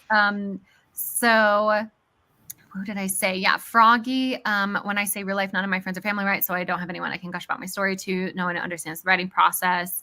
And Gaze was agreeing with something. Who the fuck would ever come up with my stories except unmedicated individuals with yikes. The Wrath King Waltz's version, when I tell you, I have such a vision for it. The Wrath King, but with different traumas. Yep. Yeah, actually, that's funny. No, not different traumas. I just press down harder on specific traumas. Like there are certain things I'm more interested in than Katie. She's interested in exploring different dynamics, and the dynamics are all still there. It's just about emphasis, where the emphasis is. I think views equals community is a big element for me, even though I know that's a false equation. But you know what? It's good to be honest with yourself about that, because like I said all the way at the beginning of this self, if the person you're keeping secrets from is yourself, then you're walking a foggy road and you don't know where you're headed. So, you know, I think that's the first step to addressing an issue, is being honest about it with yourself. Who the F is Charlotte York and Samantha? It's a Sex and the City deep dive. Not even that deep dive. It's not even a deep dive. It's just the plot of Sex and the City. Basic knowledge. The plot of Sex and the City. Walls cannot stop doxing people. I'm sorry. First you tried it with me. Tried it. Succeed. I've done it. I know where you live. Anyway, whoever's next, I work for them. Doxissimo, mini sets cases. Okay. Change your legal name instead, a pen name for life. I know, but I love my name. It took me years to grow into it, and so I have gotten to the place where I'm like, even if I get married, my husband has to take my last name, because I am so entrenched in my name. Would you be willing to just have two different names, like he keep his name and you keep your name? No, because I am who I am. I feel like that'd be so. So you will never be Wallace Tomasi, is what I'm hearing. Oh yeah, no, Malin would have to become Malin Kenny, but then that becomes that is the problem. Her husband though, does he get to keep Tomasi? Or Up to him, I guess. I was like, I don't care. Every single time you say your last name, Wallace, there's a part of me that goes, "You said right? My butthole clenches. Yeah, for reals. you can't say that," and then you're like, "Oh, it's Yeah. literally on your book." It's literally plastered everywhere. It's literally everywhere now. Good to know this would be into women just for me, taking notes. Malin, you are so cool. Did you not notice the way I was flirting with you every time we get together in London? Hello? I'm not being a good enough flirt then. I always used to say that all my male love interests in my books were based on my husband, but they're actually I'm sorry. Ooh, that's spicy. That is yeah. And yeah, now that we're here at the end of the comments, everybody spill one secret, either writing related or Wait, not. did Katie answer the question? Question 2? No. I guess I'll just leave. I'm going to answer this question for Katie. So one time she overshared her writing was when she got really drunk one night and basically let us all find her AO3 account. And what happened and how did it affect her is that censored. Anyway, Katie, would you like to answer this question? I feel like I do overshare too much, and then I'm like, oh, I shouldn't have done that. But then I'm like, oh, but this is part of my personality. Struggle between the want and need to overshare, because I'm like with a lot of people where I'm like, I am so annoying. I keep flip flopping. I keep sharing stuff and then not like continuing it yet. And like, I like this is recent example is I was posting a lot on my Instagram, and if you go back, I archived a lot of things because I was like embarrassed about sharing them at the moment, and so I archived them, and they're no longer up anymore. I didn't delete them, but they are archived because I'm like, oh, I don't know if I wanted to share that, but because of like an embarrassment moment. So that's kind of the thing that has happened. I want to share so much, but I'm also like, maybe I shouldn't share so much with the outer world. That's fair. And yeah, and nothing happened. Nothing happened. Like I shared this, like I didn't even get any negative comments, anything like that. One time I think I've told this story before, but very, very early in my YouTube career, I posted a video that I felt was not very good, and I had like 3 likes on it. This was when I had like 100 subscribers. This was before I met any of the troublemakers. Yeah, it had like 3 likes on it, like 15 views, and a single dislike. And as soon as I saw the dislike, I deleted the video. Poor baby. I get it. Oh my god! But then now I get dislikes on my videos. I'm like, I don't even look at that anymore. I'm like, I don't care. I know people were upset when YouTube kind of like hid the dislikes and stuff like that, but I do think it is nice because I used to like obsessively look and I'd get nervous. I would like avoid watching my own video because I would be worried there's a dislike. And now you kind of, even as a content creator, you have to kind of go searching to see if your video gets disliked. And so I just don't even look. I'm just like, if it is, it is. I don't know. Just like let it go. Yeah. Yeah. Katie, the realest person I know. Mars, I'd go to war for you, platonic, so jot that down. Mullen says, we kept our names, but our dog is Edward Tomasi Dawson. We like a hyphenated boy. It's such a great name, honestly. Mars says, I don't think I've ever gotten a dislike. Then again, I only get like 5 likes per video. And let me tell you, one of those likes is always me. Because if I'm not going to leave a comment, there's one thing I always do, and it's I like the video. True. I'm gonna start disliking now, Mars. I'm gonna be your first dislike. Don't do that. Don't do that. Out of love. It's love, No. Love. Like when Violet dislikes our videos. No, I take that personally. When Violet dislikes our videos, it furthers my inner narrative that she secretly does not like me. As soon as you say it. Yeah, Froggy. If there's one thing I am, it's a hater. This is not true. No, you know what? we're softy grape. She is such a softy. You know how we used to say that Devasia was looks like could kill you, or no, looks like cinnamon roll could actually kill you. I don't know if I fully believe that alignment anymore because of how you treated that dog. Oh.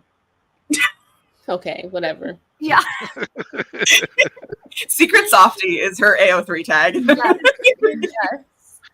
Yes. Oh my gosh, this is funny. You know what, Devasia? I'd be glad if it was you.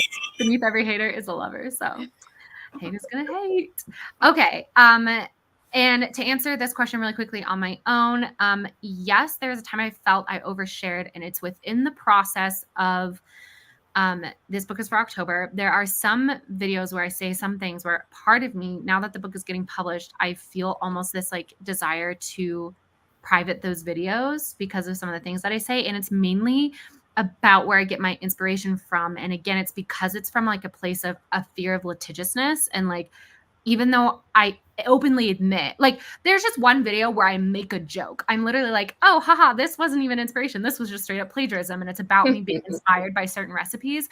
But the reality is that I do change the recipes and I do like put my own spin on it and I do make it my own. But the inspiration was so heavy that there was always a part of me that I was like worried that there's like, the person would be offended and would like come after me. And also there was even a worry that like the people who commented in the first video and gave me ideas were going to be mad at me that I had said, hey, I'm not publishing this, so give me your input. And then they gave me their input. And some of it I like was like, thank you so much. And like ended up getting incorporated. And then 2 years later, it was like, now I have a book deal, you know? And we talked about this on a stream and before. And in fact, that stream might also have been a secrets, like AuthorTube secret stream. I forget. But you know, that conversation has been had and it is what it is. But I did feel really badly about that. And so for a while I debated deleting all my Tibifo videos, but I felt like that inherently would have been the real secret keeping, right? And I'm kind of leaving those videos as evidence for the truth of what happened. And because I actually don't think that, like, if I really sit down and after talking it through with you guys and with everybody else too, like, I don't actually think that anything untoward actually happened. But there's always that part of me that's like, maybe I overshared, maybe I shouldn't have said that, you know? Anyway, I don't know. Does that make sense? Mm-hmm. Yeah. It does. Plagiarizing recipe is not a concept I've ever thought about before. It's actually, I looked it up and it's like, you can't copyright recipes. But it doesn't matter because all the recipes in my book are, they are my own recipes that I recipe tested or Deweja recipe tested for me. And, but what it really is that in the book itself, there are homages to certain recipes from certain food bloggers. And specifically there's this cake that gets written about, and it's an homage to a cake my sister and I bake every year. I have a YouTube video about that cake.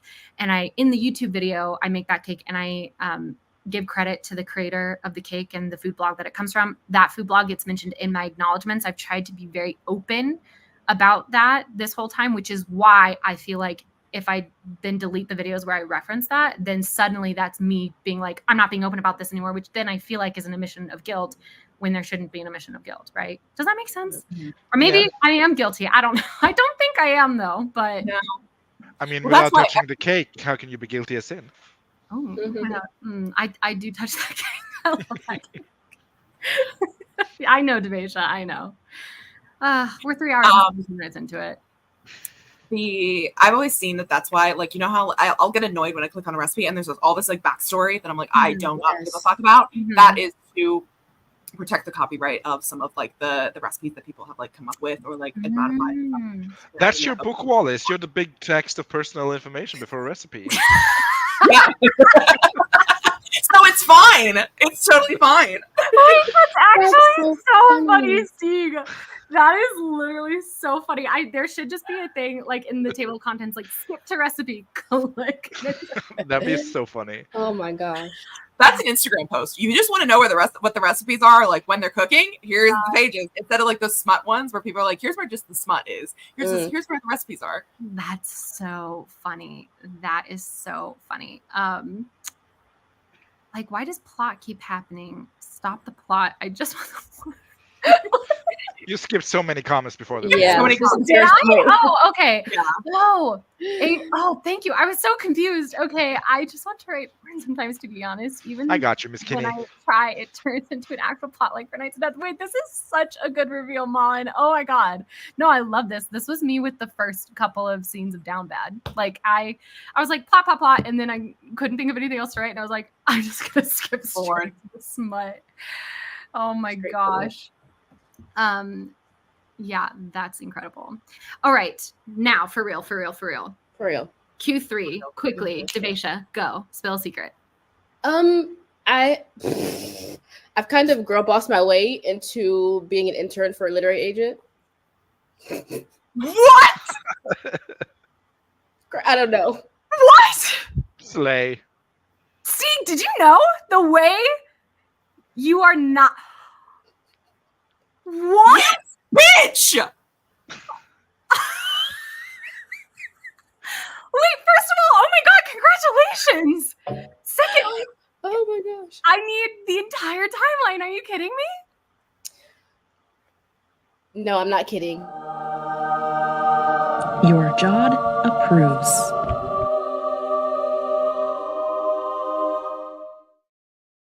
Oh my god, Devasia, that's huge news. Thanks. Listen. Yeah, I'm not kidding. I met this lady at that event I went to in July, and I emailed her. She emailed me back, and now I've got her publisher's marketplace login. So, Oh my gosh, wait, so what does your day-to-day look like? What does it mean? Like, is it is it unpaid? When did this happen? When did this happen? Paid? Like, what's, I mean, wow. oh no, it's unpaid. I think I'm only just gonna stick around for the next couple of months until like the end of the year, because I've got Wednesday, Thursday, Fridays off. I figured, why not? Oh my god, Devasia, this is huge. Are you kidding me? This is incredible. Okay. Hold on. Where in your writing life are you the most secret? I really wasn't gonna do it, but then I was like, for the plot, YOLO. Yeah. May I ask why, other than apparently Stieg, why you didn't say anything before right now? Because wasn't sure I was gonna do it. Why say something if you're not gonna do it? Because it's us, and we're here to hype you up. We're like, I don't know. Maybe because I want to speak about it with you. I don't think your mic's plugged in. Yeah, I don't know. Your mic's definitely not plugged in, but your sound has been fine this whole time. Yeah. Maybe because I want to speak about it with you. Oh God, Jesus Christ. Well, in Grape's defense, she hasn't told me, but it's been deductible. It's been deductible. He deduced. What? I deduced. What? Wait. Not douche. Oh my god. Oh my god. I am having so many emotions right now. Happening at once. What the fuck? Wait. Okay. So you met this person in July. Mhm. When did you officially start? I think last week. on Okay. Friday. So then why haven't you said anything? You and I hung out together. Because I Girl. wasn't sure if I was gonna commit. You know, And I I like to literally ghost was people. I was literally like, what's new in your life? And you're like, not much. I told you the important stuff. That's true. But still. Okay. That's most important. That's important. It's not that important. Devasia, you are keeping a Always. secret from yourself here. You are not giving yourself credit where credit is due. This is huge news. It's fit to Okay. print, babe. That is exciting. Mullen Thanks. says, no, I'm with Grape on that. I don't share things like until they're finalized or it's a jinx. Okay, this is not, Not even with your family, your best friends. this is not putting things out on Instagram. This is us. It wasn't a cart before the horse situation. It was just like I really truly was not gonna commit.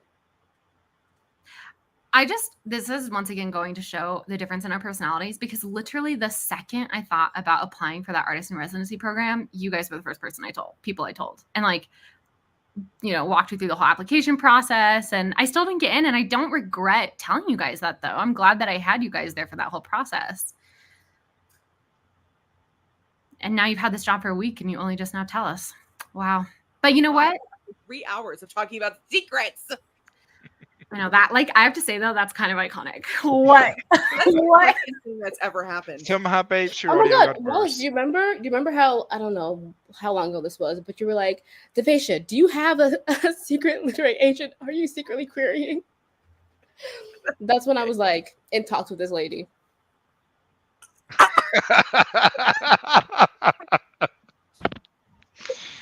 And I was like, no, I don't have an agent. Because I don't. Can I just say, then with that is now twice that I have sussed that something is going out, and it's both times it's ended up being you. But What was the first time? Well, we can talk about that off stage. But like, Okay. there are like the signals get mixed up in my brain. But I have a clairvoyance, you guys. I have a clairvoyance. No, you don't. I do, Katie. You don't No, you understand. You don't understand. She's an You have empath. anxiety. It's not clairvoyance. What a read. Okay, I'm sorry, but when you're anxious and then the stuff you're anxious about happens, When you speak about every single thing that could ever happen in your entire life, that's not clairvoyance. That's anxiety. That's not being right. That's just saying every single thing that could happen. And that's my soapbox. So, Devesha, what is your life going to look like with this? Like, what are your responsibilities? I think it's just gonna look the same. I'm gonna actually have to read people's stuff though. Part of the And course. like, what is the like progression? Is there a thing that of like eventually you're on a path to becoming an agent yourself? Like, what's the? I don't know. We haven't gotten to that episode yet. Wallace. No. Again, I'm just like, this is so exciting, and I'm just curious. Maybe this is, to be fair, I'm understanding why you didn't tell, because you knew that I would give you the 4th degree. So I get it. Not me. You could have told me. Well, I'm super excited for you. I take back for what I said about you not being secretive. Thank you. I mean, I would be secretive if I kept this until like December, but it's only been a week. No, Never really done anything. With us, this is secretive. You already had the position before you told us that's the secret. Like the fact that you didn't tell, the fact that you did not tell us like the day you met the lady and it was like a potential, to me, that's when I would have told you guys. I'd been like, oh my gosh, guess what happened? And granted, we're 2 different people with 2 different approaches to things, but still. I will say I this. mean, I didn't tell you guys until after I got my serving job. So like, it's in the same vein. I remember being kind of sad about that. Upset is scary. Yeah. But again, I also understand that you're your own person with your own boundaries. I want to be there to hype you up, and because you clearly have not hyped yourself up enough for how awesome this is, right? And see, because again, I think it's about that vulnerability thing. I think you're uncomfortable with being hyped up and being celebrated. I am, in fact. Thank you. Because you're an older sister. Obvious. Well, I'm just saying. Obvious. Okay, I'm just saying. Sometimes things got to be said. Oh, wow, that's say what you said to me. I forgive you, but I won't forget. That's good. Oh, I hate having my words thrown back in my face. Wow. As Violet said, that was such a reveal. Stieg, I cannot wait for what is now coming down the pipeline. I'm sorry to be the one to tell you this, Wallace, but I've published a book. Are you serious? No. No. But wouldn't that be a gag? It'd be such a gag. It would be. I don't know what to believe anymore at this point. I secretly published smut. It's fine. That would not be the first time. That would not be the first time. I don't have any secrets, I think, that I want to share. That you want to share. Okay. Yeah, Can you... Oh, wait, that's not the question I wanted highlighted. Hold on. Okay, well, is there like a non-writing secret that you could share? Like tea that's happening? Mine or someone else's? Well, I mean, don't tell a secret that you've said you would keep, but like, is there just tea that you want to share? Some Nordic tea? No, not in particular. That's work drama, but in the name of privacy, That's legitimate. let's take it backstage. Okay. Fair. Okay. So I don't have any secrets, and I know that's kind of boring, but no, that's okay. I am perfectly okay with that boundary. Oh, a big secret. I knit things, and Wallace don't believe me. That's a secret. I do believe you now. You provided evidence, and my mind was swayed. It's just that I didn't believe that you did that one thing, and it was the only thing. I thought you were lying to me. I thought you had done hours and hours of other knitting work before you knitted that incredible sweater. But no, truly, Stieg is a genius because he set out to knit a beautiful sweater with an incredibly complex pattern as the first thing he ever knitted, and he got it done. It's incredible. I don't think that's a genius, but thank you. Okay. Katie. I don't know how. I mean, there's a secret I can't tell, but the Okay. secret I will tell. And I don't know. Is this a secret? Is You're it a the judge of secret? that. Remember, most of the people watching here are highly informed. Well, I'm not telling that secret. Okay. It's so close at this point that I'm not gonna, Keep the eyes out, guys. Like, I mean, just be refreshing at this point. put the bell notification on for all of the social media that I have. Basically, is what I'll say. I guess my secret is that I created a new AO3 account in order to post F1 RPF fan fiction. But that's the one you were talking about earlier. That's the one that you were talking about earlier that only like 2 people know the username of. Yes. But I'm telling you what the fandom is. Oh, people were not aware of that before. I was aware of that before, so I didn't. Yeah. Well, you were one of the people that knows the username, as does Devesha, as does Miranda. Yep. Gotcha. I write F1 fanfiction. Who doesn't these days? Seems like it. Me. But Me neither. But I don't know if anyone in chat does. like they do.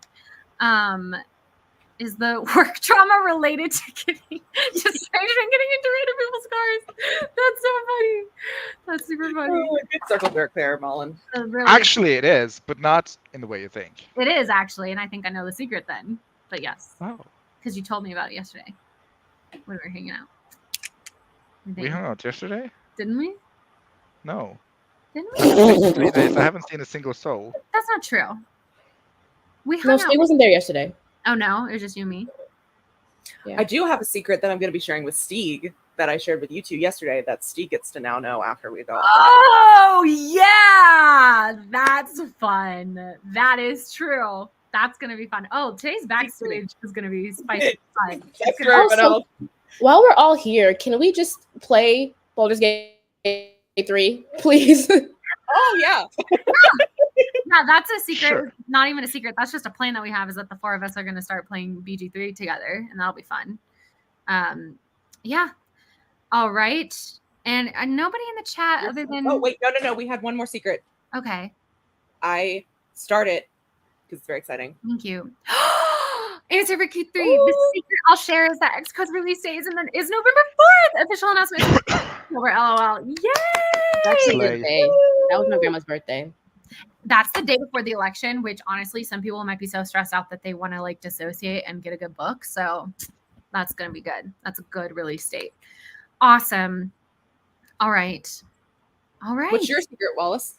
I legitimately don't know. I've been thinking about this. I was so blindsided by Devesha's. I was going to try and think of my own secret while you guys were answering. And now I'm like so stuck on Devesha's secret. I should have saved Devesha for last because that was absolutely insane. Actually, no, the fact that she was first was literally amazing comedic timing. Do I have a secret? I have secrets that are not my secrets to share, so I will not be doing that. I know a secret you have to share. Can you private chat it? Sure. But you're not going to say it, but I think it's hysterical.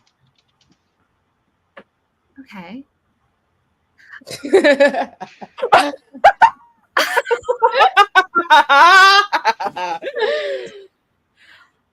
Fair, but that's like That's a fun secret. So we're not super annoying. I'm not going to give the exact details, but I'm just going to give the vague details. Are that at one point in one of my videos, there's something inappropriate in the background, but it's so small that I've left the video up, and I've just hoped that people don't notice. But I won't be going into specifics. I don't know if I don't have any big publishing news on my end. I think I've told everybody everything. It hasn't been officially announced, but there is going to be another Goodreads giveaway. American, international. Just American. Boo. Did you pick your audiobook narrator? Oh yes, I did. That's a great one, Devesha. But that's not even a secret because I posted a TikTok about that. I was going to say I got to listen to 5 different options for audiobook narrators, which I thought was super cool. Yeah, I don't know. This is like the one time that I haven't been sitting on something personal for myself. So And in Devacious defense, her statement about the internship, you kept it secret for so long that you were agented when we knew you. because we No. didn't know each other. Like I told you guys once we were solid friends. Also, I feel like when you were in New York, you told us, and that was very shortly after we started streaming. When Was you went it? to New York for your DC. Well, she didn't tell me.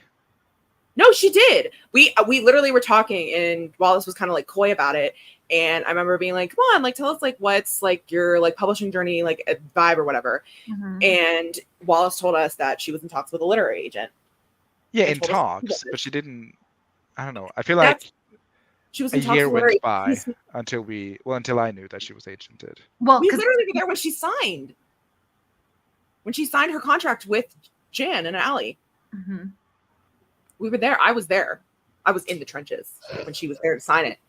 Kay's like, I remember it all too well. I was about to say. I remember it. Yeah, I don't know. Anyway, well, guys, this has been. I've changed the title. If you refresh, it has now been a sprint in Shop Talk. I want to just thank everybody for being here today, and as always, allowing us to kind of talk for so long and giving us grace because we've said things and about half-baked ideas and fully baked ideas, but it's been a really interesting conversation. I'm sorry to anybody who thought there was going to be an announcement today, but also congrats because there fucking was. Hello. And I was like, what? So much secret. She's secret from herself. And Mars spent like an hour going through and entering Goodreads giveaways the other day. Now that I know that they happen so frequently, I might start entering more of them because that's like kind of awesome that you can just do that. Sprint less, Shop Talk, not really, but yeah. We did a 40-minute sprint, and I feel like that's solid. Not totally solid for almost 4 hours of streaming, but whatever. It's 10%. No, that's not how math works, Wallace. That's not even close. Not even close. Even I know that. Terrible. Okay. Any final words? Gerbil. Oh, why do you have that face? I'm gonna put on the outro. I'm putting on the outro. I'm so scared right now.